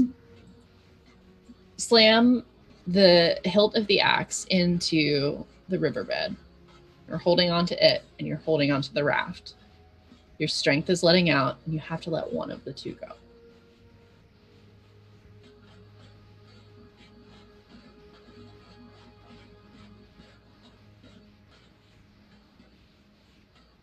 I let the axe go. It's the right choice. But as I do, I think I activate its property as well. Okay. So it grows tremendously in size. Is that the property you're enacting? Yes. Okay. But it is staying in the riverbed, right? Mm-hmm. And you're being pulled now along with the raft. Then I will just try and swing around to Clarkia when I think I finally notice, oh, there's a place we can land. I will do that. Okay. Excellent. Anyone else? Oh, so like, is the axe out of the water level by now? Yes. It almost looks like a telephone pole. Awesome. We got the rope on board. Johnny would try to maybe like see if he could like make like a sling around the street or the pole with that, and try to maybe put some force into trying to hold this thing back at some. Excellent. I'll say athletics for that. Sweet. I got athletics. I crit finally. Thank you. Yay! Just waiting for this. This is supposed to be my good crit die. It's not been critting for me recently. All right. So, your new calling is cowboy. I don't know. You do like an excellent lasso flourish. And you are able to hook that pole. Yeah, he's just gonna plant his feet, just like grit his fangs, and just hold as hard as he can. All right, because you got a crit, I'm gonna say that you're able to hold on to it, and it doesn't just pull you off. All right, and so the raft is sort of slowed to a stop, but it is a constant pull against you. Anything, Mallory, that you'd like to do? How far away are we, like, with this thing? How far away are we from the bank? I will say, with the rudder and the stopping and people kicking, you're probably from the thorns. They extend 20 feet. You're about 10 feet from that.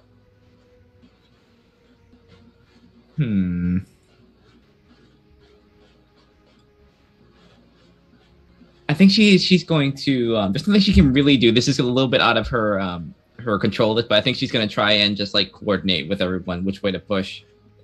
Okay. As just like oversee. Okay. Just like.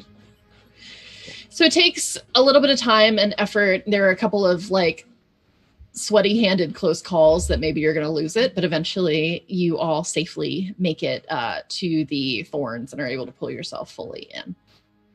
The raft is safe as well, and you all kind of collapse exhausted on the shore. Well, okay. Well, we made it. After I say that, I look around really quickly for Adam to see where he's at. Adam's there.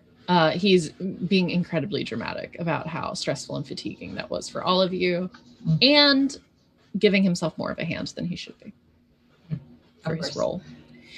You know, if I hadn't seen that waterfall, I think that we all would have been on the bottom of it by now. So that's another favor. I believe that we all equally shared the weight on that one. That was a thank you for pulling your weight. Yes. And you were part of the group. Man, you really do not know how to have real companions, do you? Starting to see why your cousins left. Sorry. This is mutual respect and aid. We provide you with life and aid, and you provide us with life and aid, and there doesn't always have to be a price tag attached to that. Why don't you bandits ever learn that? Making a lot of assumptions about us bandits. Yes, I mean, if me and... They're not assumptions. Yes, imagine if me and Hugh weren't pulling our part, we could have just flown away. Yeah, I probably should have. Can't really just fly like you can. I'm a bit too large, you know. I can do for short distances, but you know. She gives you a look at like, oh, I thought like it's a surprise, like, oh, I thought you could fly. I thought you could. Oh no. Well, I don't know how you plan on getting down from here. Maybe you can glide us down. I can do that. Look to see how high the waterfall ended up being. It's very high. I'm terrible as a GM with like distances and things, but it's incredibly high. It's dramatically high. Dramatically high. No good fall height. Yeah, there you go. No good. No good fall height. Right. You do see though, as you are looking out, that it is a beautiful view. But one thing that you can see is the path of destruction of the yellow dragon. Oh. Well, we've been down there before. I will go to the bank of the river a bit further up where the axe is just sticking into the water, and I will try and recall the axe first. Yep. And how does that work for you? I was flavoring as like a rush of wind usually brings the axe back to hand. Okay. I don't know. I can't think of a roll for it. Let's do a probability. D100? Yeah. Am I going high or low? Go high. We'll say 50-50. Oh, that die went off the table. That's a 40. No. But it does still have the rope attached to it. I'm going to take a few steps off the back and then try and run and jump and do my large flap. What is it? Singular flap. Yeah, wing flap. As a bonus action, I can propel myself upwards equal to half my movement speed. So I go 20 feet up and just glide to the axe. Okay. Are you doing anything with that rope? Not really, since I'm assuming it's like in the middle of the river and it's 100 feet long. Okay. So shit. Athletics. I feel like that's all I'm doing. It's very athletic type of mission Hey, today. if it ain't broke, don't fix it. This situation is stressing me out. Nat 20. All right. Bringing the So- crits in today. You start to go with your large flap right at it, and you hesitate. You think better of it, and you adjust so that you are further upstream, so that when you flap, it brings you to the hammer or to the axe, and you are able to, as you land, grab both hands very securely around it. But you are now just in the water, holding on to it. Oh, it's still big though, so you're holding on to it like this. Hugh, are you okay, friend? Yes, you all hear a big splash. And I have a 40-foot swimming speed, so I think with a dash I can just get to the bank before I hit the waterfall. Yes, you would. Okay. Yeah. can still pull the but it rope, is too. still stuck pretty good in there. I'll shrink it before I go. Excellent. As you shrink it, it shrinks up into your arms, and it is fully dislodged, and you can paddle your little duck paddles on back. Johnny, pull the rope. Oh yeah, you have I got the it. rope as well. Yeah. So yeah, I'll just start, I'll definitely start like pulling a bit, but I think eventually I'd realize that he's just swimming and go, right. So we'll say by the time you make it to shore, you've gotten a little bit closer to the edge of the waterfall than you feel particularly safe about, but you have no problem. Can you make a perception roll for me? Sure. That's a 15. Okay. You do notice, like, as you're being pulled in by your friends somewhat by the rope and you're paddling over, the view that comes in, there's something about it. You're not sure what, you're in a moment of panic, but there is something about that view that is not sitting right with you.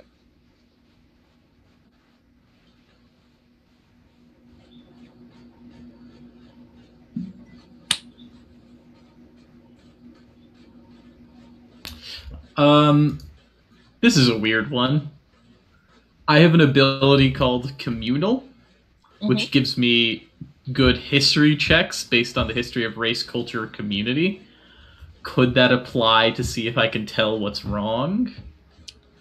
History of community is something that I want a much more embellished definition. Yeah. We'll say that if you choose to go once you're safely ashore and really look at it and take a moment, you notice that it looks like the pathway of destruction from the Yellow Dragon.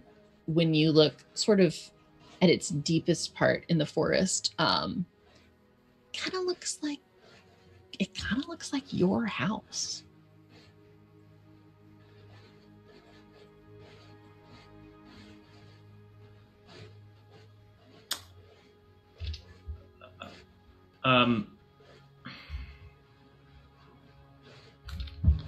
I think I just turn to the group and say, I need to go for a bit.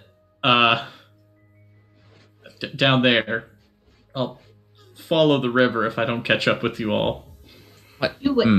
What's wrong? We don't want to leave you behind. You look shaken. There- Something bothering? And I just point at the big path of destruction before. More dragon. And I think I just glide off the cliff down. You do? Allows, yeah, because gliding, I can use my reaction to spread my arms and slow descent. I fall gently at 60 feet per round, and I may fly my movement speed for each 10 feet I fall down. Okay. I'm going to go on break with that. You know. So as you has jumped into the water, has now swam to the side, kind of looks over and says, I gotta go. And just hang glides off the side Well, of you the gotta go, waterfall right? from all of you. You gotta go. And so do we. So we are gonna take a 10-minute break. Please stick around or go get a drink. And thanks.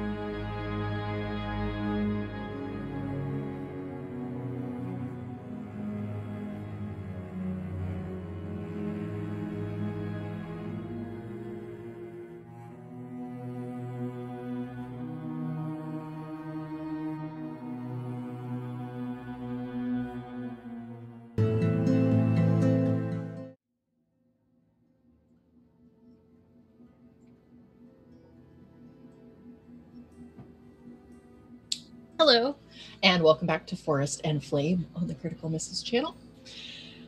Before our break, Hugh jumped off the side of a waterfall. We're following him, yes? How do you Yes. suggest we get down there? That I was hoping you had a plan for. She kind of looks at Johnny up and down and says, "How are you with climbing?" Not horrendous. The armor might be a bit of an issue, though. I could place it in my pack, but I'd need a minute to. He blushes a bit to, well, change. Well, he's very much finger pushed.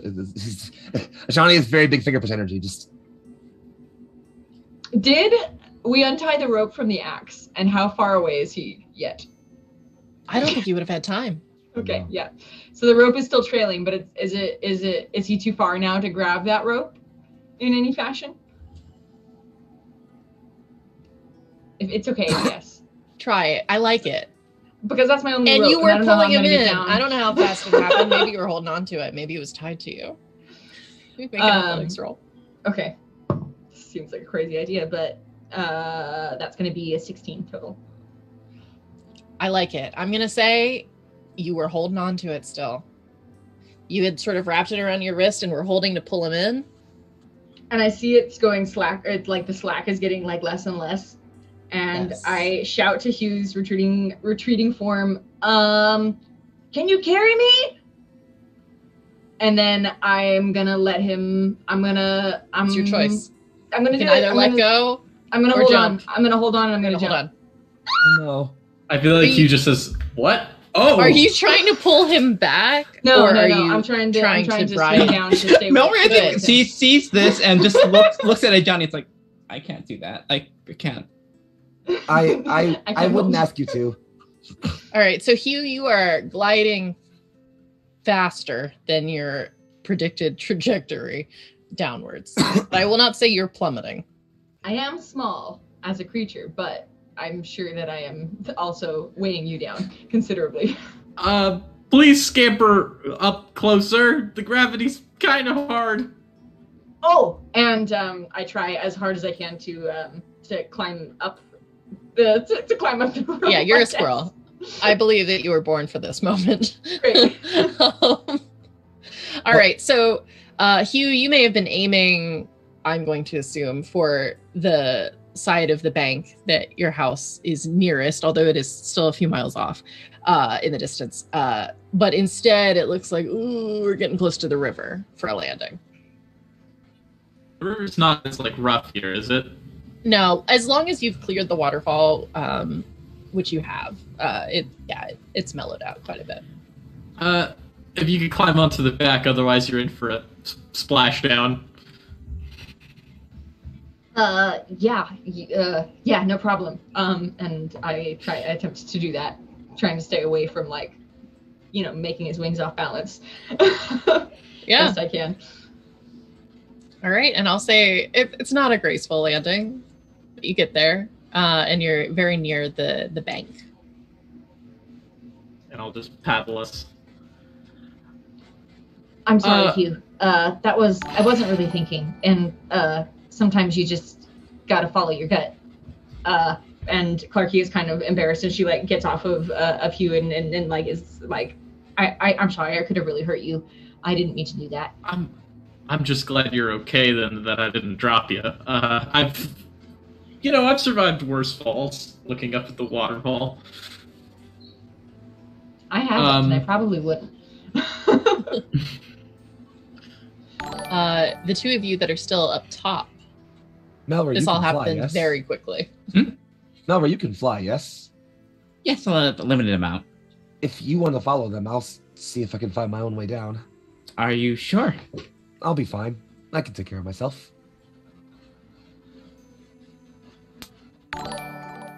As long as you're sure. Be sure to yell out if you need any help. Don't be more brave than you have to, of course. I appreciate your concern. And watch out for Adam. I'll keep my eye on that one. All right, I'll go. Hopefully it's not. Hopefully, whatever is bothering you isn't too bad or dangerous. Keep an eye on him. Seems like he's a bit troubled right now. No, Clark is there too. So, all right. See you down there. I'll be with you all soon. Yeah. As Mallory departs, I think before she leaves, she's gonna Yes. look at Tank and like, all right, it's time to go back to normal. This is not gonna hold, and then. Oh, I forgot. Yeah. I forgot Tank was so big. Yeah. Okay. Yeah, she didn't want to just like fly away and just like all of a sudden like randomly like without warning Tank just shrinks back. It's like Yeah, Tank is like, ugh, so disappointed for once she was like totally had the leg up on her twin. All right, so you take off? Mhm. All right, so as you do that, Adam rests a paw on your shoulder, Johnny. How are we getting down, friend? Well, I could throw you, but that'd be rude. It would be rude, and I don't think your god would like it. Indeed. So, either we're climbing or we're improvising. What did you have in mind? Nothing. You? Well, since you're already open to the idea of stealing, what do you say the two of us just go start our own little bandit gang? We've got these two river rats. This is the start of quite a team. Imagine this. Shh. Imagine this. The River Bandits. All right, it's not the best name. It's not the best idea, to be perfectly honest. I have sworn my life to the service of Galwin. I assist those in need. I do not take from them recklessly. Okay, then how about this? Gawain's gang. If you try to convert to my faith, I can have you take me to the church if you'd like. It's a 13-year process of no drinking, no partying, and celibacy, but I'm sure you'll get through that with no problem, yes? If that's the last 10 years of your life, that explains a lot. That leads to a question. What do you know about girls? I think that I'm going to need you to be more specific. I don't know how to be. Well, girls are the way that many humble folk, but not all, choose to identify. And You can skip the basics, thank you. okay. Well, I don't want to break you. You know the celibacy thing was a joke, yes? I've never done it, but I know what it is. I just want to know how to talk to women, okay? All I'm asking. Sure. Well, I would say you talk to them the same way you talk to anyone. I'm bad at talking to people. I've seen you talk to a woman specifically quite a bit on this trip and Doesn't do a matter. perfectly normal job. She's just very impressive. I admire her strength and her wisdom and her beauty and, well, she's impressive. Right. I think she's surly. But to each their own. Anyway, honestly, I'd try to get out of your own head about it. You're doing just fine. Just be yourself. If someone doesn't like that, then it's not the person worth talking to anyway. That's surprisingly helpful. Do I not seem like a helpful possum? I'm not allowed to lie. I saved your life from this waterfall. Glad to have you on the team, Adam. Let's get moving. So you two just are kind of like trying to pick your way down. Yeah, I guess since he's now no longer around any women, Johnny's not as uncomfortable just stripping his armor off to make the climb easier. All right. Well, making a lot of assumptions about Adam. Fair enough. That's a fair thing. Also, isn't Tank still there too? Yeah, Tank and Tom are still there. They're not coming. Fine, but I'm climbing down in full armor. Good luck. Sorry, Guess Tank I'll and just Tom die. are letting you two know that that they are staying with the raft. Will you two be okay? Yeah, I think we'll be fine. I guess assuming our stuff survived the travel, Johnny will dig into his pack, draw out probably about, again, maybe 10, 15 total gold coins and just hand them over. For your troubles. Thank you so much for your service. No. We're good. No, I am sworn to offer charity to those who help me. It's my faith. I mean, do you know what a gift it is that the two of us can say that we helped out the new Guardians of the Sacred Flame? Like, for generations. We're going to be bragging about this. We'll be sure to tell your tale along with ours. Thank you again. You're welcome. Good luck. Come along then, Adam. We're leaving. All right, so Johnny and Adam, so just you, it lives in my brain. You can either take the fast and dangerous way down or the slow, safe way down. What are you thinking? Johnny doesn't mind taking his time. He'll go slow. I don't think he wants to run the risk. Okay. Especially because if anything bad happens, he has to save Adam, and I really doesn't want to have to save Adam if he can help it. Feels gross. Adam's growing on you. All right, so all right, so as you're doing that, we will cut to our now 3 folks on the bank. I think as Mallory was probably flying, Hugh would have turned to Clarkia. Sorry about the sudden departure, but it's... I think the Yellow Dragons got my home. I saw the farm from the top of the waterfall, and I couldn't wait. Well, I don't blame you. You best get there as quick as you can. Regardless of what you see there, I want you to know that it's not your fault, whatever we find. But I hope for the best just as much as you do. And Clarkia has deja vu back to a time in what seems like forever ago when she saw the ruins of her own home as well. Hugh pauses for a moment before saying, you know, all this talk about being chosen reminded me of a time I didn't really like being chosen, but my mama said, you're the biggest and the oldest, and we have too many mouths to feed. So you gotta go and start your life somewhere else. You're from a large family then, huh? It's been a few years since I've been back. Are you close with them? Oh, yeah. I mean, this is a couple years of distance between me and my oldest sister, but I assume that the time doesn't really mean anything when you get back to seeing them after so long. It's all just the same, right? I hope so. I just for you too. Feel like you always feel like you'll always be around to protect them, right? Yeah. Yeah, you always feel like there's something that you can do, but sometimes life is not so kind as that.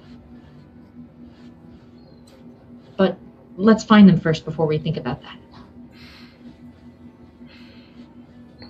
And I think you will just start trudging. Forced march. Clarky's gonna take one last look back up at the top of the waterfall to see if she just can see anything. I think she probably sees Mallory coming down. And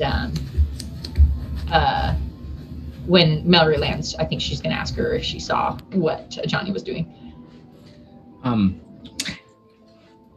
Johnny was gonna find some way. I think he had some way to get down. Seemed didn't really seem to worry, so I'll take that word. He's a strong kid. I know he's young and he has a lot to learn, but he's a very, very strong kid. I think he'll make it. But we should go. This seems like it could be urgent. And she follows behind Hugh. All right. I think Mallory's gonna right before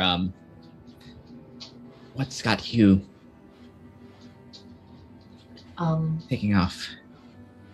He thought he saw his family farm burnt to ashes. Oh, that would certainly get that reaction. We should help as much as we can. Yes. But be delicate. The on the good news, the yellow dragons don't seem to notice small creatures very easily, so hoping.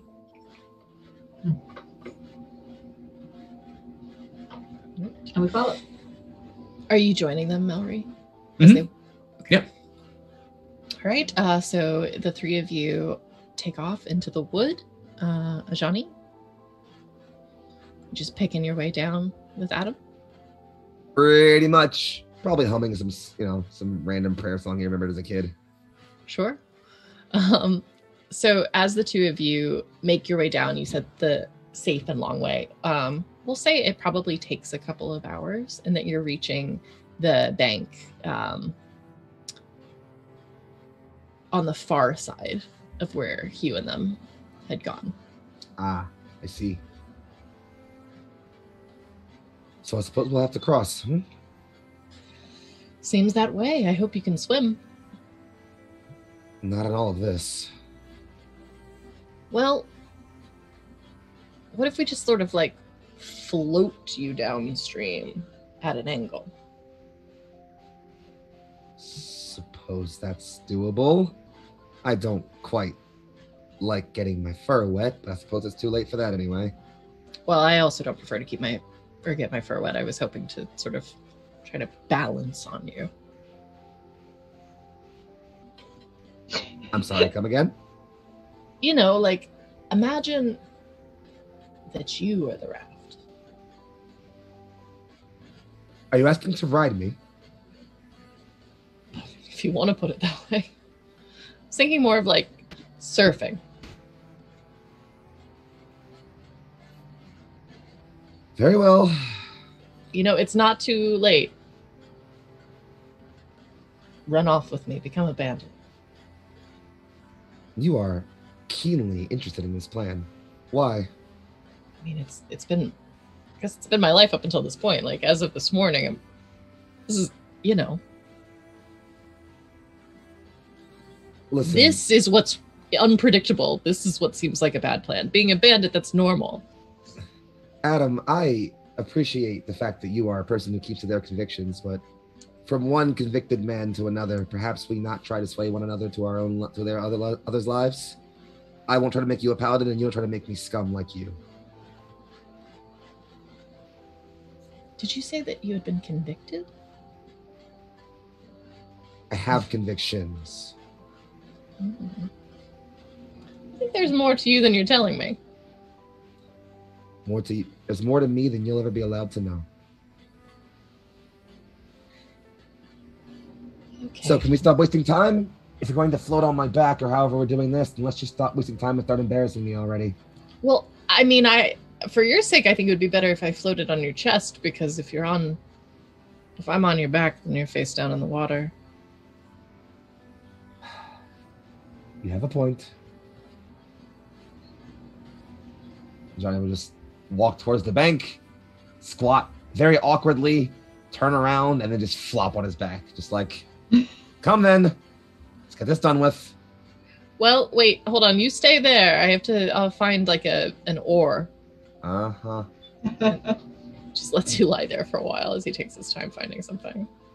As staring up at the sky, Johnny's just like, Galwin, if this is a test, I hope I'm passing. All right, and he comes running back with a long stick. Oh, I sure hope that you can float in all that armor. Oh, you took your armor off. Mm-hmm. Never mind. Pretend I didn't say that. Off we go. Yep. Off. Anytime you move at all, he's gonna scold you for getting him wet. He will severely consider completely rolling over several times. He won't do it. Don't you dare. Consider it, though. Don't you dare. The more you say it, the more I think about doing it. Honestly, I've never felt this close to anyone. I am glad to offer you the experience. All right. As this upwards of 2 hours passes, I will say that you three are approaching the farm. We're certainly approaching an area that's starting to look familiar to you, Hugh, as where you grew up, and the woods surrounding it.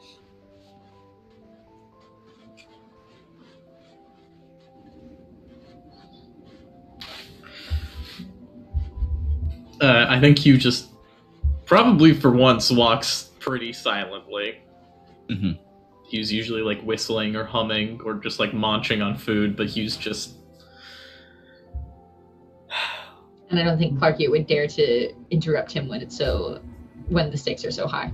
So she just follows silently behind. Same, and like, yeah, same deal. I think she realizes that this is not the time for like just careless chatter. So If either of you want to go back along the path and see if you can pick up a Johnny, neither of those two really struck me as good at navigation.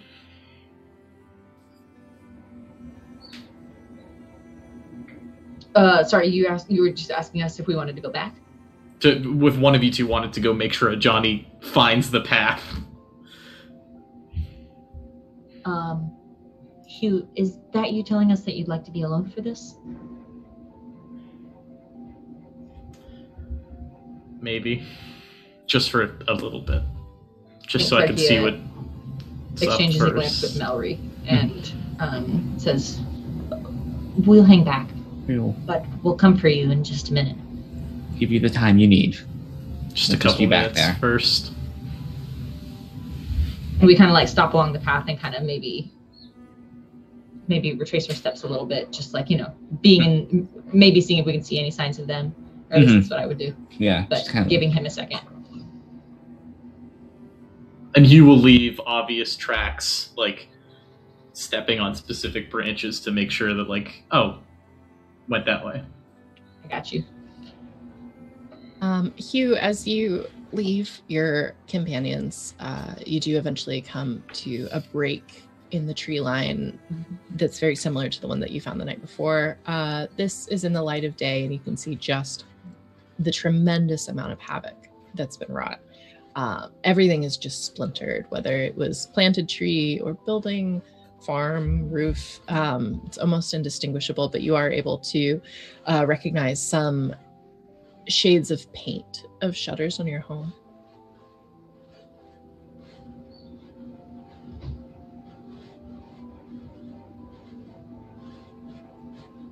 He definitely takes a moment to look over the terrain, identifying spots with memories before walking up to whatever remains of shelter and just rapping on the door. I will say that it is destroyed beyond that. I don't know if you have seen where hurricanes have really hit an area, but it's almost like the wood is shredded.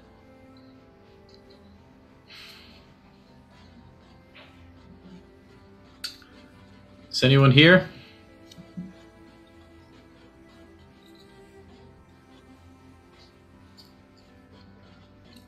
Anyone? And Hugh's voice gets almost as like loud as thunder. Sure. You hear the thunder echo away from you, and it is filled with silence as it fades.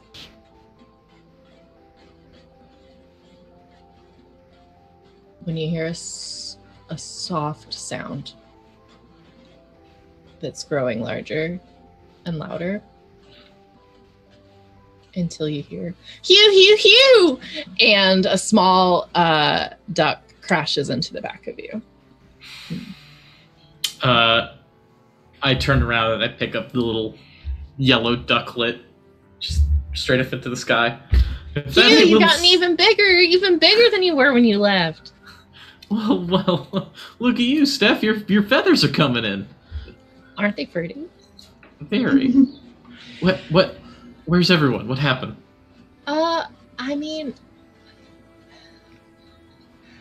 as far as I know, almost everybody's accounted for. They're over there in the woods hiding out. Mama's still out looking, though. Can you take me to everyone? Yeah, absolutely. They're gonna be thrilled to see you. And she's just sort of, I imagine, is piggybacked. Seems like a weird word for ducks, but is up on your shoulder and leading you towards the tree line. As you get closer, no one's really trying to be stealthy in there. It's chaos. It's 8 ducks, basically, or 6, close to it. And they're all hungry and cranky. Some are scared. Some are just uncomfortable. I think as soon as he sees his family, he just basically full flops. Oh, thank goodness. Yeah, it's a duck pile. Aww. Some of these kids were so young when you left that they probably don't actually remember you, but they absolutely know the idea of you. And for some of the older ones, you were a father figure to them when you left. So they are so relieved and thrilled to see you at a time where everything feels like it's been torn apart for them. I don't have much, but he will just pull out every single ration available. Blueberries, peas, dried corn, just all the things ducks love to eat. And They're just inhaling it. Yeah. As they notice that the food is starting to dwindle, a couple of them are coming up to you like, what else have you brought us? I've got friends coming soon. All right, well, we don't really have anywhere to put them. I don't think we'll be staying long. Well, they won't be staying long. An elder, one of the older looking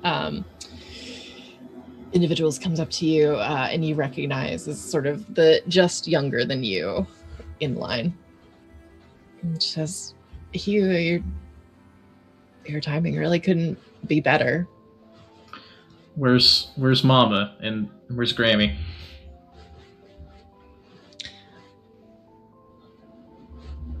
Well, Mama's out looking for some stuff for us to eat. Grammy actually passed, but it's been about a year now. So she didn't have to live through all this, thank God. I didn't. Right. Listen, I think I'm gonna go find Mama real quick and let her know and that you've all been fed and everything. And maybe help her scrounge up some.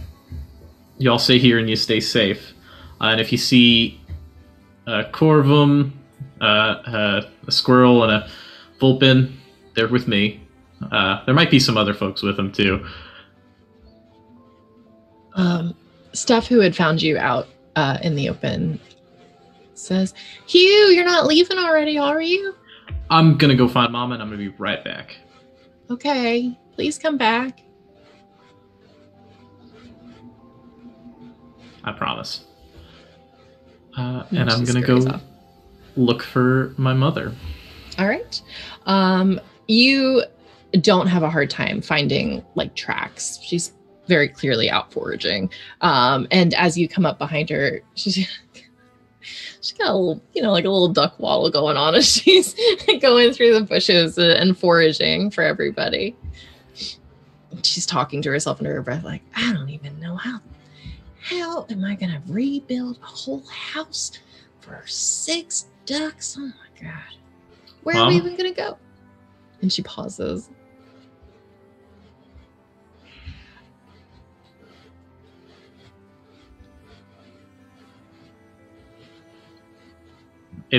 Is that you? And you can tell, because you know her so well, that she's stiffened up and is sort of sniffling back some emotions and swallowing them down and saying, well, I know that's not Hugh behind me. Sneaking up on me in the woods like that. I wasn't doing no sneaking. I just... It's very good to see you again. She turns around and she says, well, of course you weren't doing no sneaking. You're huge. How could a duck like you sneak? And I think Hugh just goes in for a hug. Yeah, she opens up her wings really big and gives you a big hug. As she pulls you in, she says, Hugh, you picked the best day that you could ever come. If you had been here yesterday, you would have seen the worst of it. But since you came today, you're our shining light. I'm so sorry.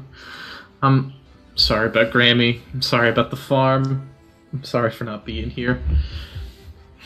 Don't be sorry. Don't be sorry about Grammy. Listen, she was a pain in my tail right until the end. I love her, but she's in a better place. I was about to put her there myself. And she loved you very much. She had a funny way of showing it. Yeah. Yeah, just be glad maybe that she wasn't your mama. You were born to a perfect mama. And she kind of like fluffs herself up a little bit. I'm the luckiest duckling around. It's true. Well, what are we going to do about all this? Well, I actually had some extra food that I doled out. I forgot to ration it. I just put it all out there. That's fine. You can't ration 8 hungry ducks.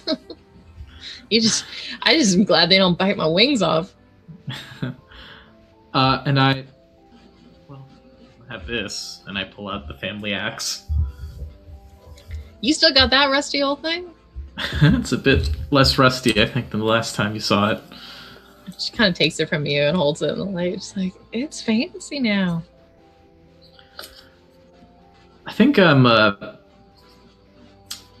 you told me stories about some of the guardians when I was a little duckling. Mm-hmm. I think I'm the new guardian of the wood.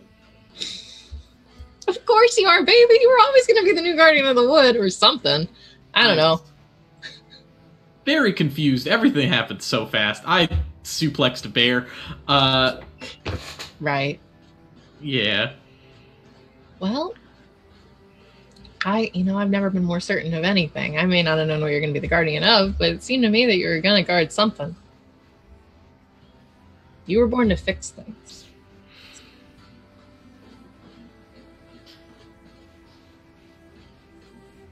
Have the harvests been better? No. And I'll tell you, whatever we were going to get this year is gone now.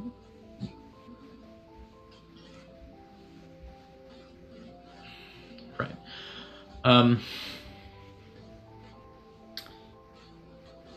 Well, I'm here for now, and I'm going to stay and help everyone get back on their feet. I have some friends. The other guardians, actually. More mouths to feed. They're capable of feeding themselves. Plus, they have some food with them. Well, you know how I feel about you bringing people over without writing ahead. I know it's been a while since my last letter. I was waiting to send you a lot of money all at once. I mean, it might help now. and I give the rest of my 30 gold. I'll keep just 3 coins, just in case. Lucky number. Sure. She takes it from you. I wasn't really sure.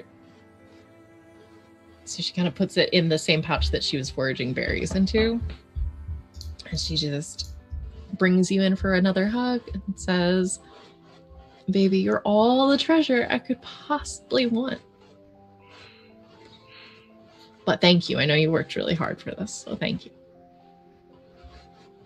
I'm not going to tell your sisters about it, though, because they're going to think that they're going to get all new clothes. I think a new barn comes first. Right. How about a new closet to put your clothes in?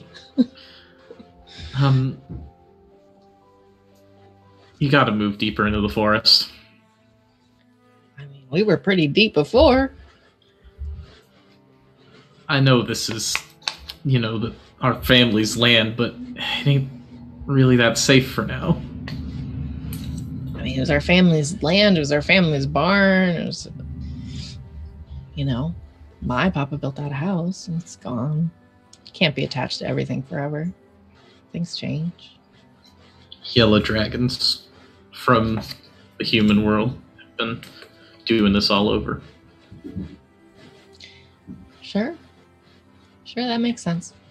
Why don't we come back over? See your family. All right, I'm gonna cut. So we'll say that Clarkia and Melry, you were going all the way back to the riverbank to intercept.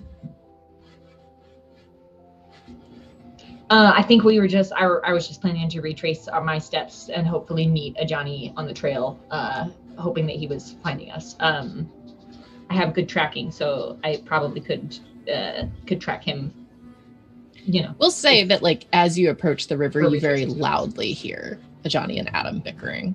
Okay. Across the river. Oh. And you blessedly come in time to behold Adam, stand up paddleboarding, essentially. Johnny, over the river, where they arrive.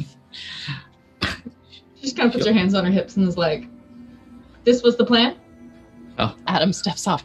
I suggested it as a joke, but then he did it, so I figured why not, and it worked. Well, that's certainly a way to get here. I Sworn lean to down and offer service. Ajani a hand to stand back up out of the river. Gets back up, starts to wring out his robes and things. Just, thank you, madam. I'm glad you're safe. Oh, You as well. well. And now, right? Oh, It's good to see you as well. yes, I hope that this latest drop in the river was more pleasant than the previous one. It was Is it sad to tedious. say that I prefer the waterfall?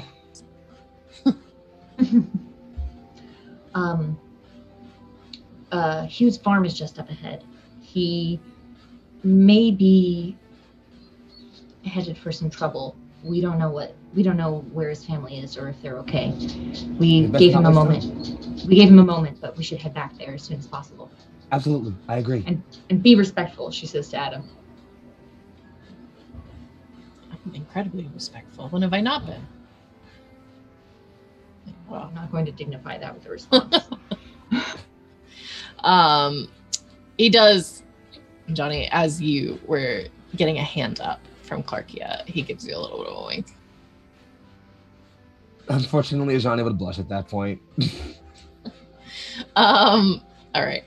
And onward you all go. We'll say it's fairly easy for you all to meet up and to follow the sound of enthusiastic, not quite quacking, but duck type behavior. And by then you're all Enthusiastic reunited ducking. together.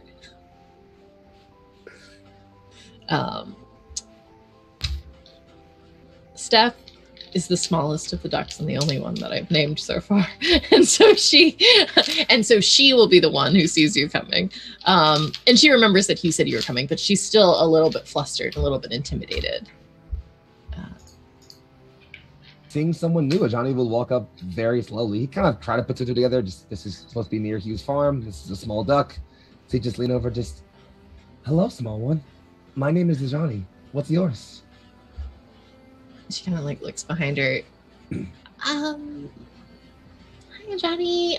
I'm Steph. It's wonderful to meet you, Steph. I've never met anyone like you before.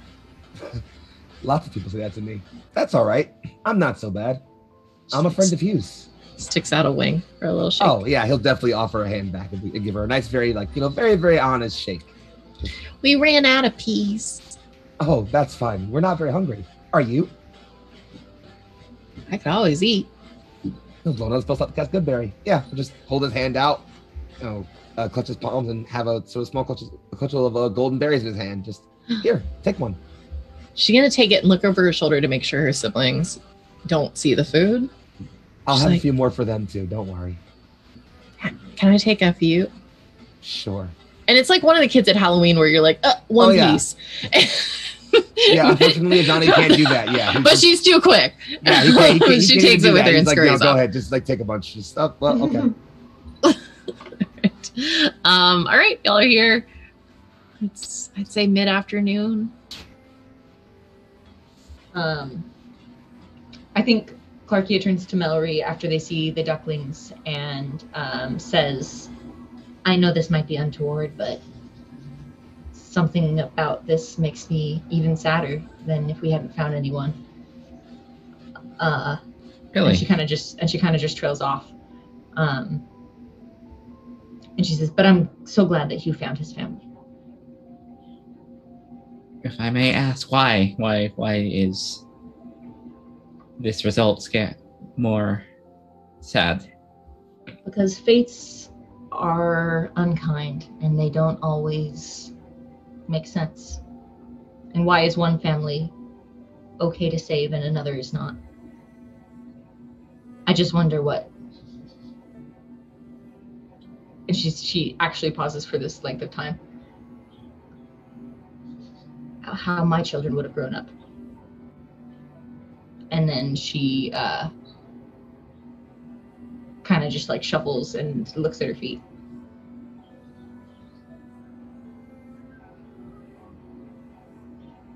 It's hard to see little ones.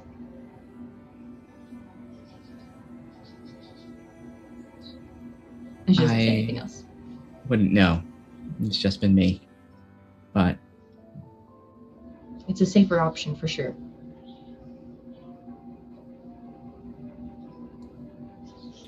Well, the best we can hope is people don't have to go through what we have to go through sometimes. So, as much as it hurts. Yes. I'm glad that Hugh has a good outlook. I would hate for him to lose that. I would too. He's a good creature. He doesn't deserve that. No one does, but I hate to see it happen. That was funny. I was just about to say maybe we did. Not to speak for your experience, of course. And she gets embarrassed again and kind of just lets that go. Well, honestly, I don't think you do either. I hope not. But I'm not sure.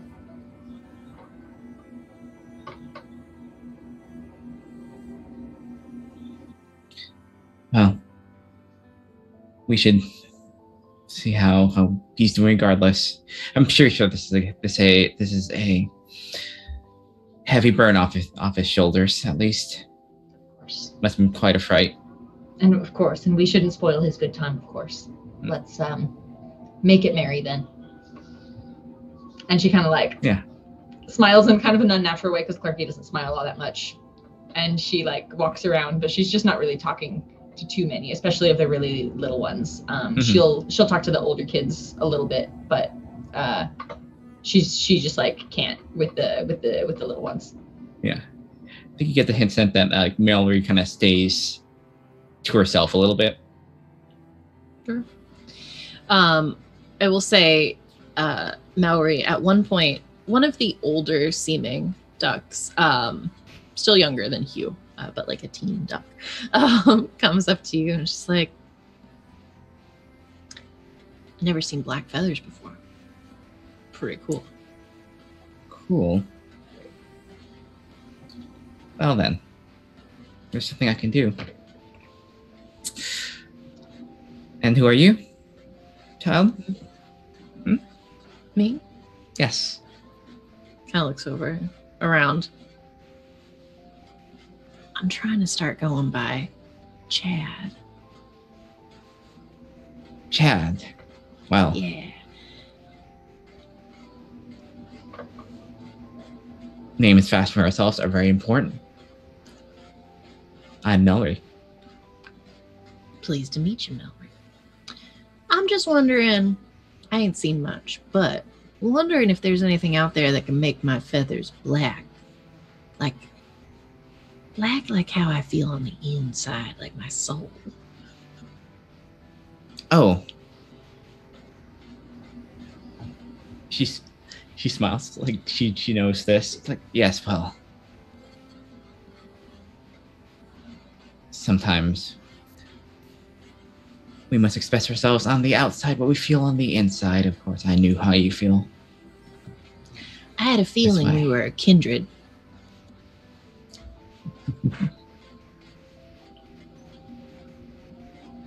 Well, you would certainly stand out then. But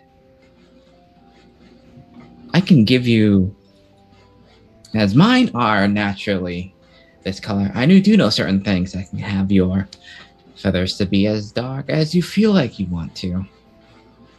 Because we must all express ourselves in the way that we feel, right? You can tell Chad is so excited, but like doesn't want to seem too excited. Cool. Yes. It's like that would be such a gift. But for now, I'll give you a hint. There are, trouble waste, like charcoal, like ground up things, but there's also other ways. Okay. If you have that little bit of spark like this. And she will, she will cast an illusion on this chat to make the feathers black. There are arcane ways to do it, of course. This is like the Cinderella fairy godmother moment of Chad's dreams. As she dramatically turns into a goth duck. He's the goth duck you want to see in the world. And if any tips, feel free.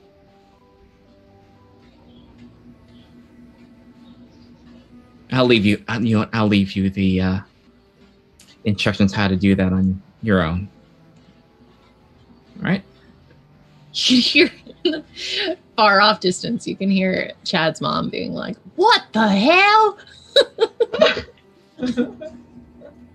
Chad's very excited though. Are any of the others around? Not right now. They're picking at food and stuff.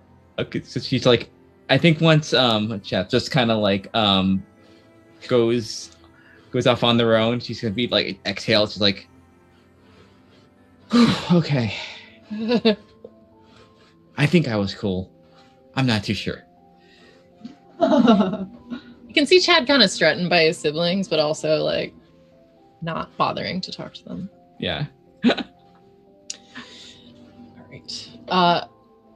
Clarkia, you feel a pull at your belt as some tiny wings are trying to steal your whistle. I instinctively reach for it and grab it. And I grab it like pretty harshly before I realize who's doing it. Yeah. There are several small faces looking up at you like, we got caught.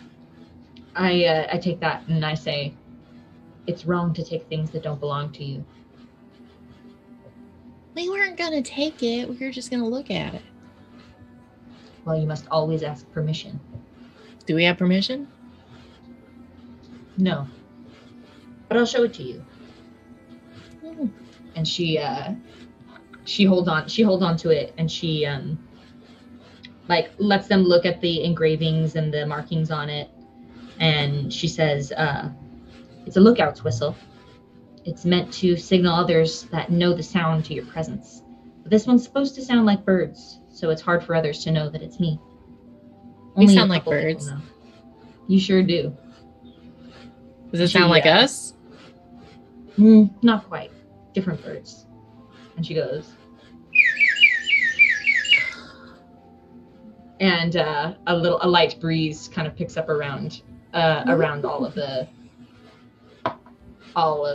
ducklings, and she just kind of like holds it, and she feels just a little uncomfortable. She doesn't mind talking to them, but she doesn't really know now what to say. You know, if I had a whistle that sounded like me, you know what it would sound like? What's that? Quack, quack, quack, quack, quack. And the second they start doing it all around the field, like all the other kids are just like quack, quack, quack. Quack.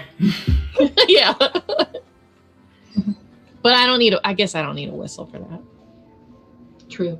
And it wasn't the bird who gave it to me in the first place. So I guess it's just something to make us sound like birds when we're not. I could understand you wanting to sound like a bird. We sound pretty cool. I suppose so. Birds have a lot more freedom to move, and some of you can fly, and you've made a lot of great advances in the forest. Well, now we got a lot of freedom. We get adventure like you because we don't have a house holding us back. That's true. That's why I became an adventurer. But you lost your house too? Yes, I did. Was it the Yellow Dragons? No, it was a fire a long time ago.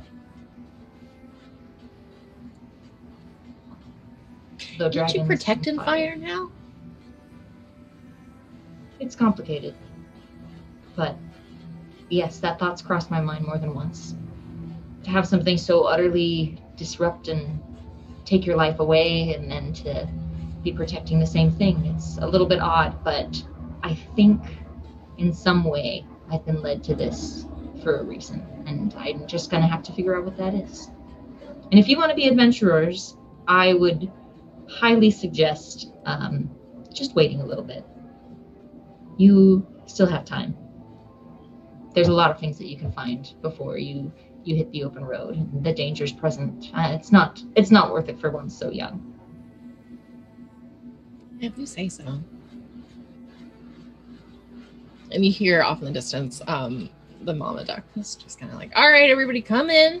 I gotta count y'all. It's been hours since I counted all y'all, and I'm not sure I lost one. Come here. And they all kind of like waddle over. Hugh, instinctively, you feel that you must also waddle over. I think he definitely just does. Yes. All right. So cute. 1, 2, 3. All right. Well, everyone's here. So, what are we going to do with ourselves?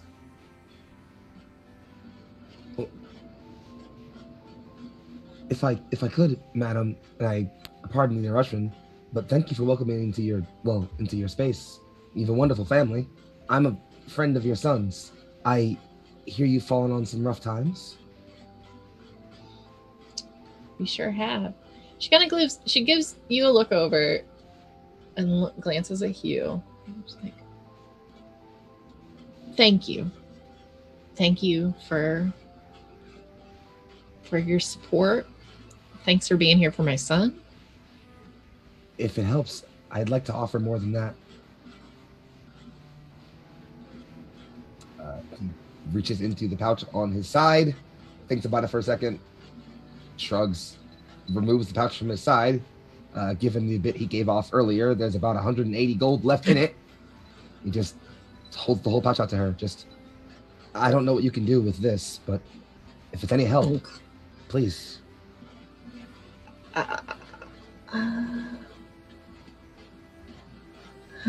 Are you sure?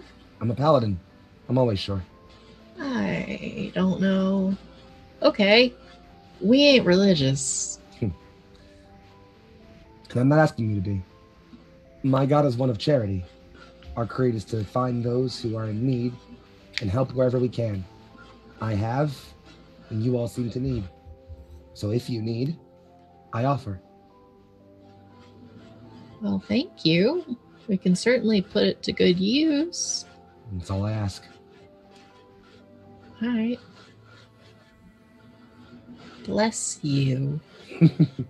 No need, but you have my thanks.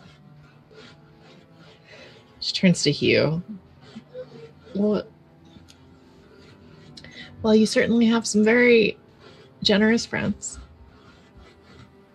Mighty kind of you, Johnny. Think nothing of it. I'm happy to help. You know, I had some thoughts actually, Mama. A new river opened up. I was thinking. All right. I never heard of that before. I was thinking if you go back to the river and follow it up, there's some mighty nice muddy land we could start a new farm in. Sounds nice. I've always wanted to live somewhere where we could swim. You could use it to water the crops quite a bit easier. I like easy.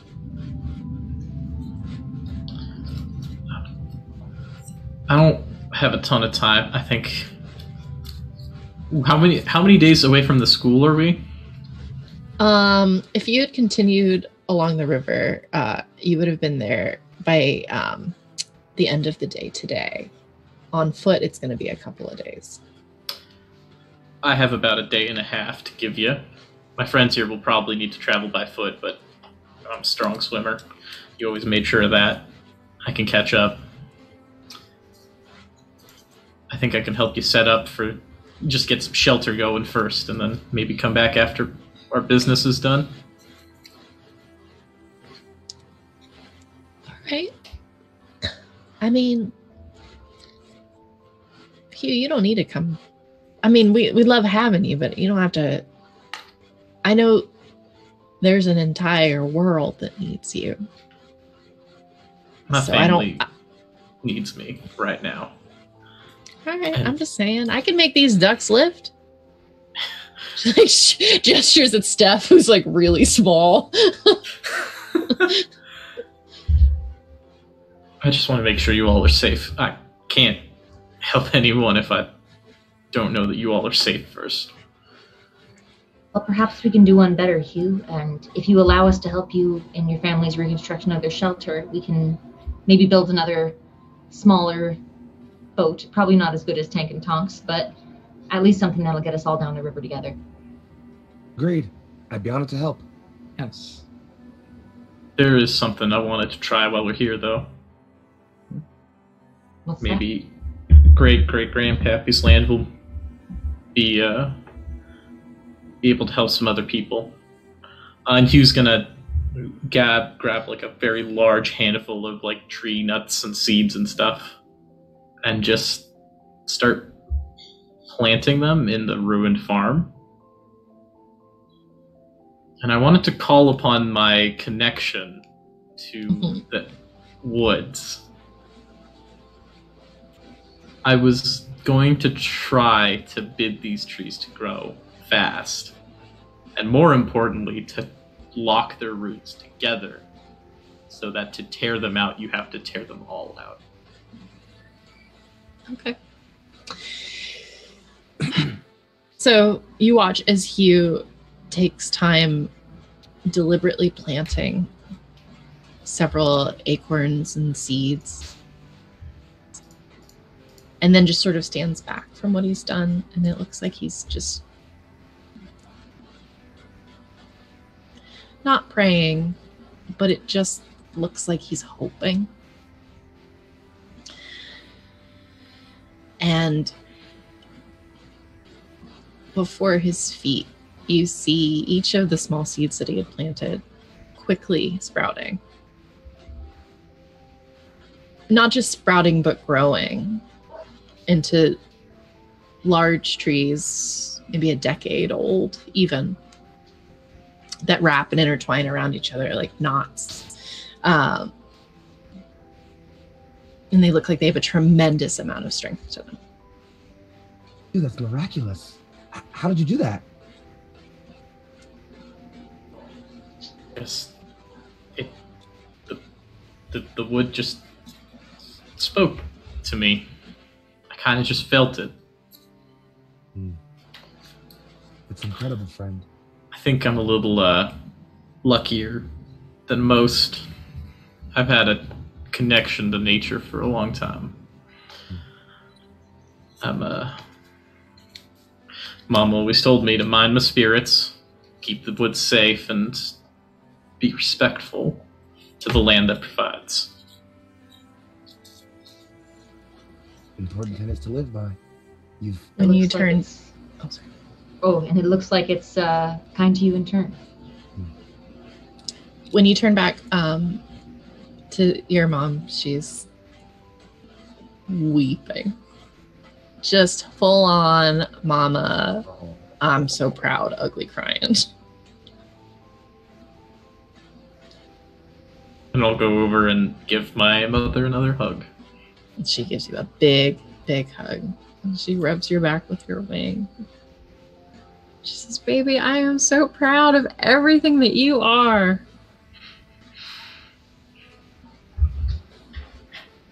I don't know where you learned to do that. I mean, if I could tell you, I'd be happy to teach you, but I don't think I can.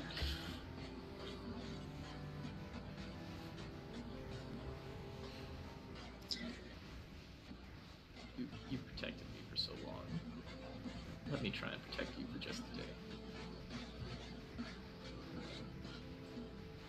I didn't hear you. I don't know. You've protected me for so long, Mama. Let me just protect you for one day. Well, if you insist.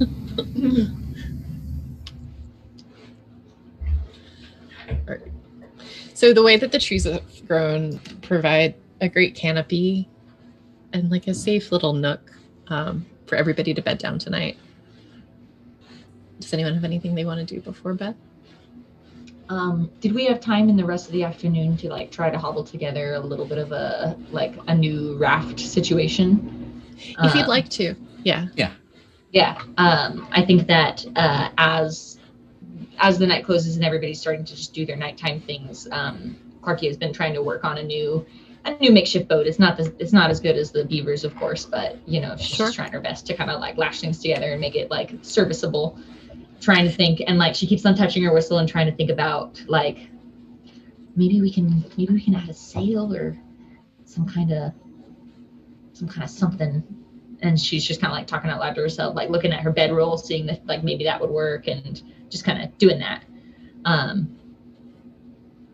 then before bed, of course, she's gonna toot her whistle, but I don't know if we're at bedtime yet.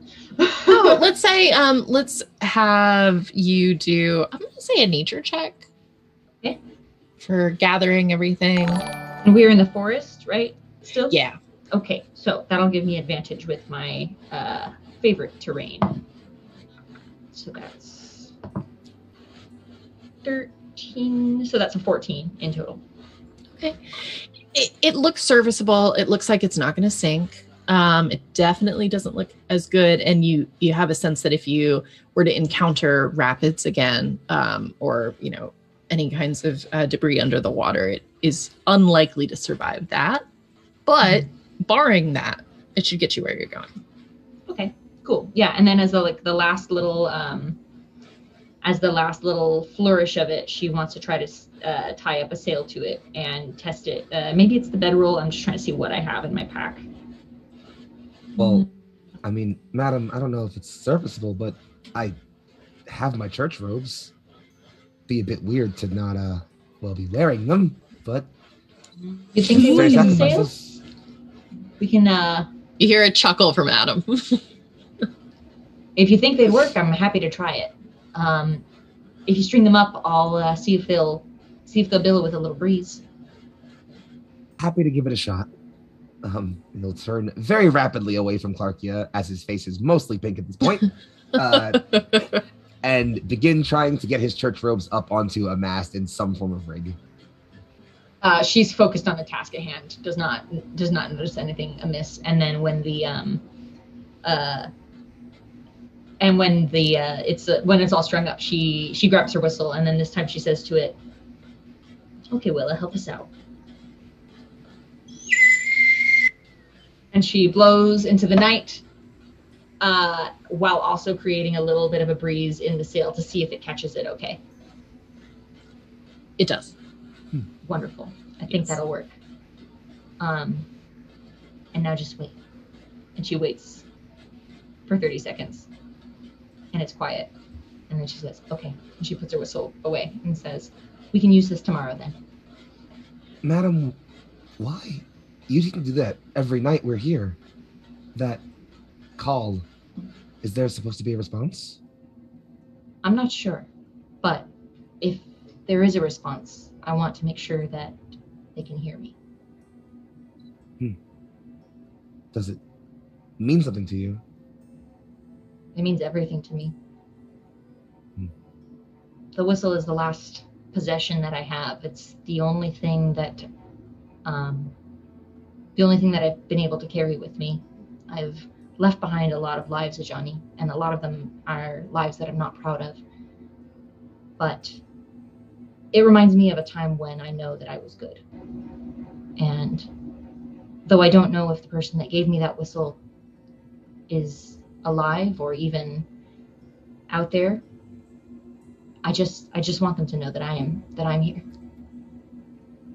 I'm certainly glad you're still here. And if you're this person, if they're close to you, we'll do everything we can to find them if they're still out there. I don't pretend to know the things you've seen, madam. You've lived a very full life. But if... Long and full are not the same things, Ajani. That's fair. Unfortunately. But if goodness is a measure of the things we do, and evil is a measure of the things we choose, mayhap it doesn't matter if you were a bad person. You're certainly not now. Well, I'll certainly try.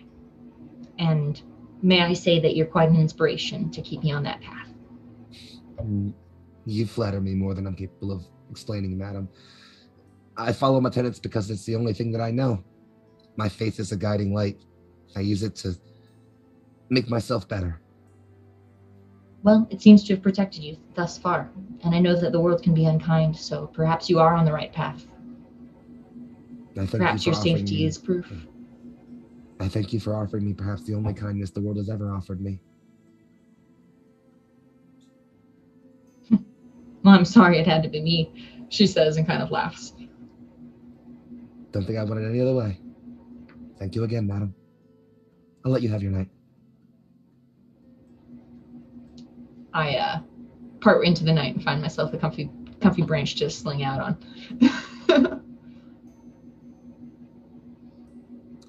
Is there anyone else who'd like to do anything before bed?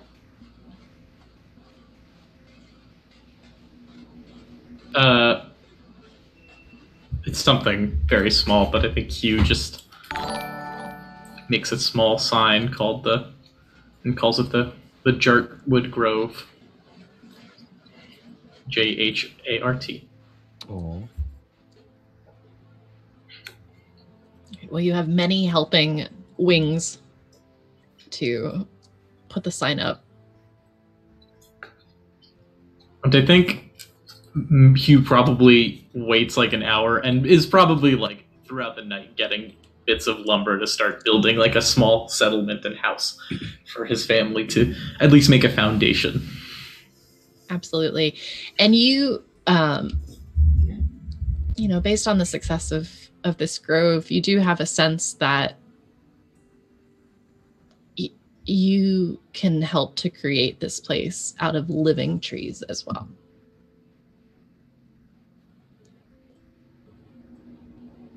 I think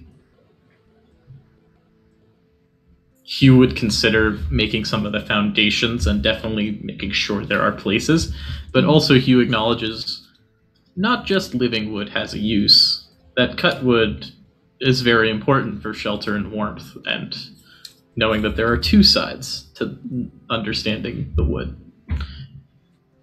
Absolutely. Ooh, very nice. All right. Melry, as you're bedding down, the Chad comes up to you. and holds out his wing. He's just like, thank you for what you did for me. This is the shiniest thing I own. And he gives you like a small silver compass, it looks like. It's very old. The silver is not polished. Do not worry. She'll put her hand on. You should keep that. Whatever you have. It was not a large thing. Are you sure? Because, I mean, silver kind of clashes with my feathers. I'll say one thing. Silver goes well with... I'll say that color goes well with anything, so... That's why I like it. Yes. It's yours, and you should hang on to it. Well, thank you. He keeps it. One thing. Word of advice. Don't hurry to go on your own. I know it's part of growing up to feel like you are different than you are on your own, but it can also be strength for you. I think it's funny how I love my family. It make me, drive me crazy. I love them. But it's funny how on the one hand, I feel so different from them, and I feel like that's what makes me me. But on the other hand, seeing someone like you, who I don't feel that different from, also makes me feel like me. Does that make sense? Makes total sense. Some people remind you of yourself and don't in certain ways. That's what makes everything interesting.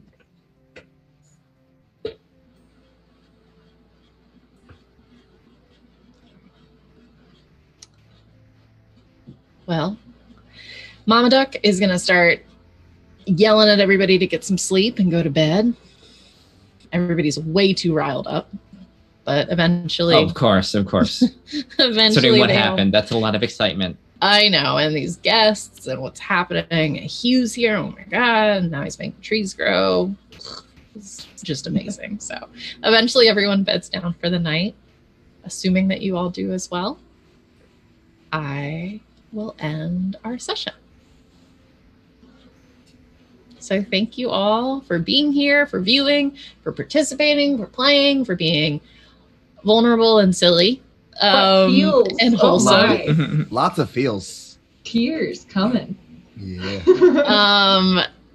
It was more than I expected. It sneaks up on me. But so thank you for being here. My outro, my name is Avalon. I can be found everywhere at @A_cat_attack. And I can be found here, not next Wednesday, because we're participating in Dark Out, but the following Wednesday for session 3. And I will pass outros along to Johnny. Hello, it's me. Point right.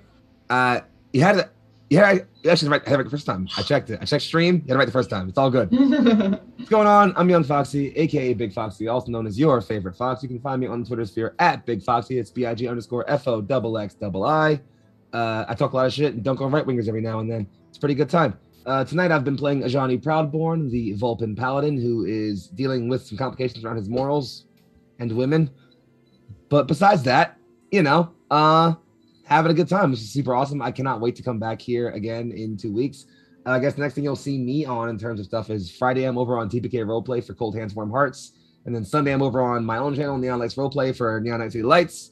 So a lot of stuff going on with that. So, hang out and catch me doing stuff and making my GMs hate me because I throw them curveballs too often. So, there's that.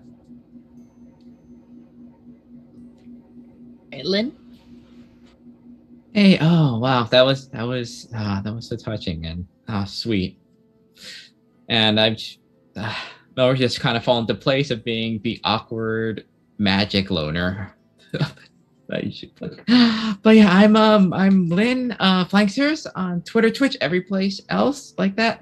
You can catch my art there, and you'll be able to see me on Saturday on Wander DM channel where we're playing Scion, Birth of the New Gods, where our godlings have found a car and a little magical creature inside that is a big pain and has shrunken us down. So we're gonna have to deal with it, this troublesome critter, and that should be fun.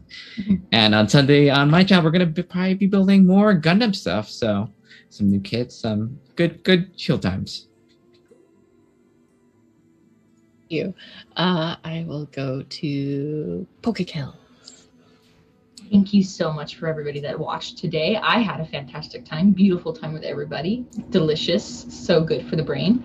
I'm Pokekells on Twitter and on Instagram, and you can also find my fantasy-themed and gaming nerd-themed artwork over on etsy.com/redscaledesign. Otherwise, yeah, just kind of like, on socials, getting hype about mostly Pokemon and Dungeons and Dragons, and right now I'm playing Hades, but that's neither here nor there. That's just what I'm doing in my life. Thank you for watching, and I can't wait to see you all back in a couple weeks to see where this goes. I've been playing Clarkia Skipjack, our resident rogue with who lost it all.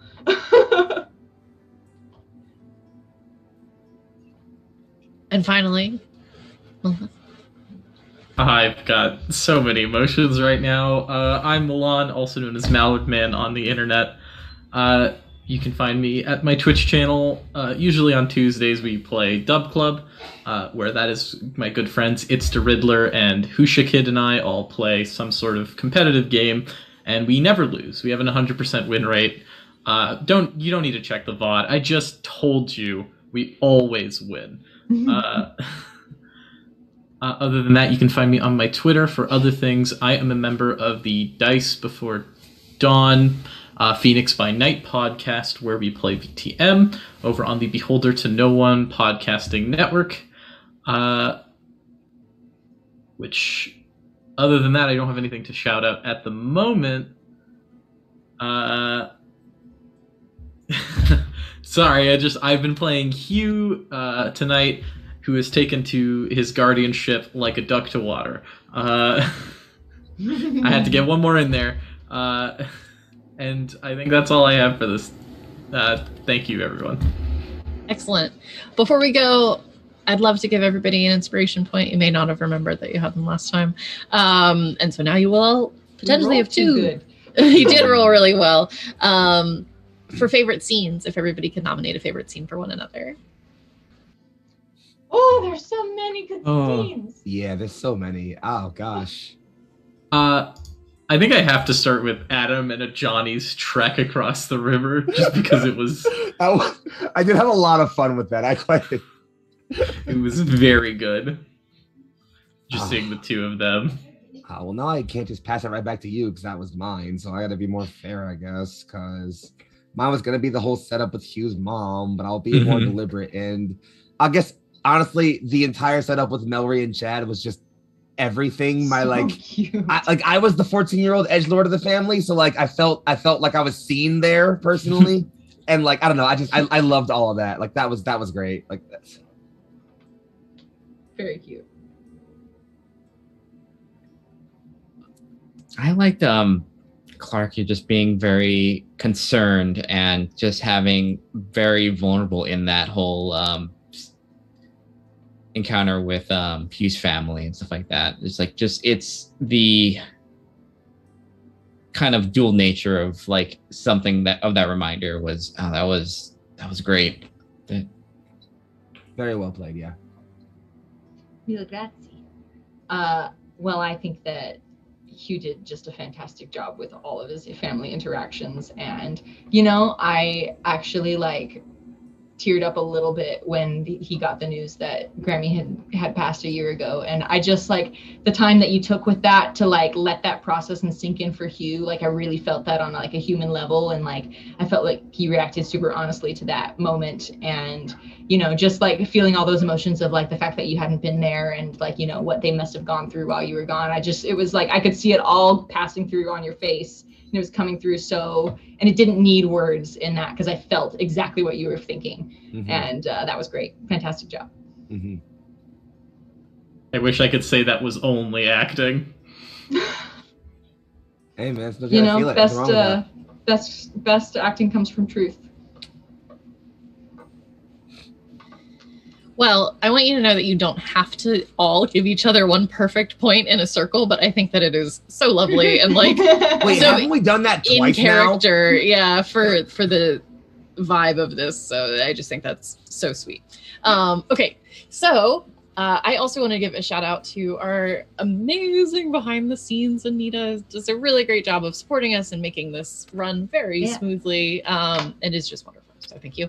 And we are going to, as we depart, we are going to raid Weave the Tale. And I would really encourage everyone here to stick around long enough to give them a decent amount of support. Don't just raid and bounce. That being said, I hope I see you in 2 weeks. Thank you all very much. Good day. Bye. Bye.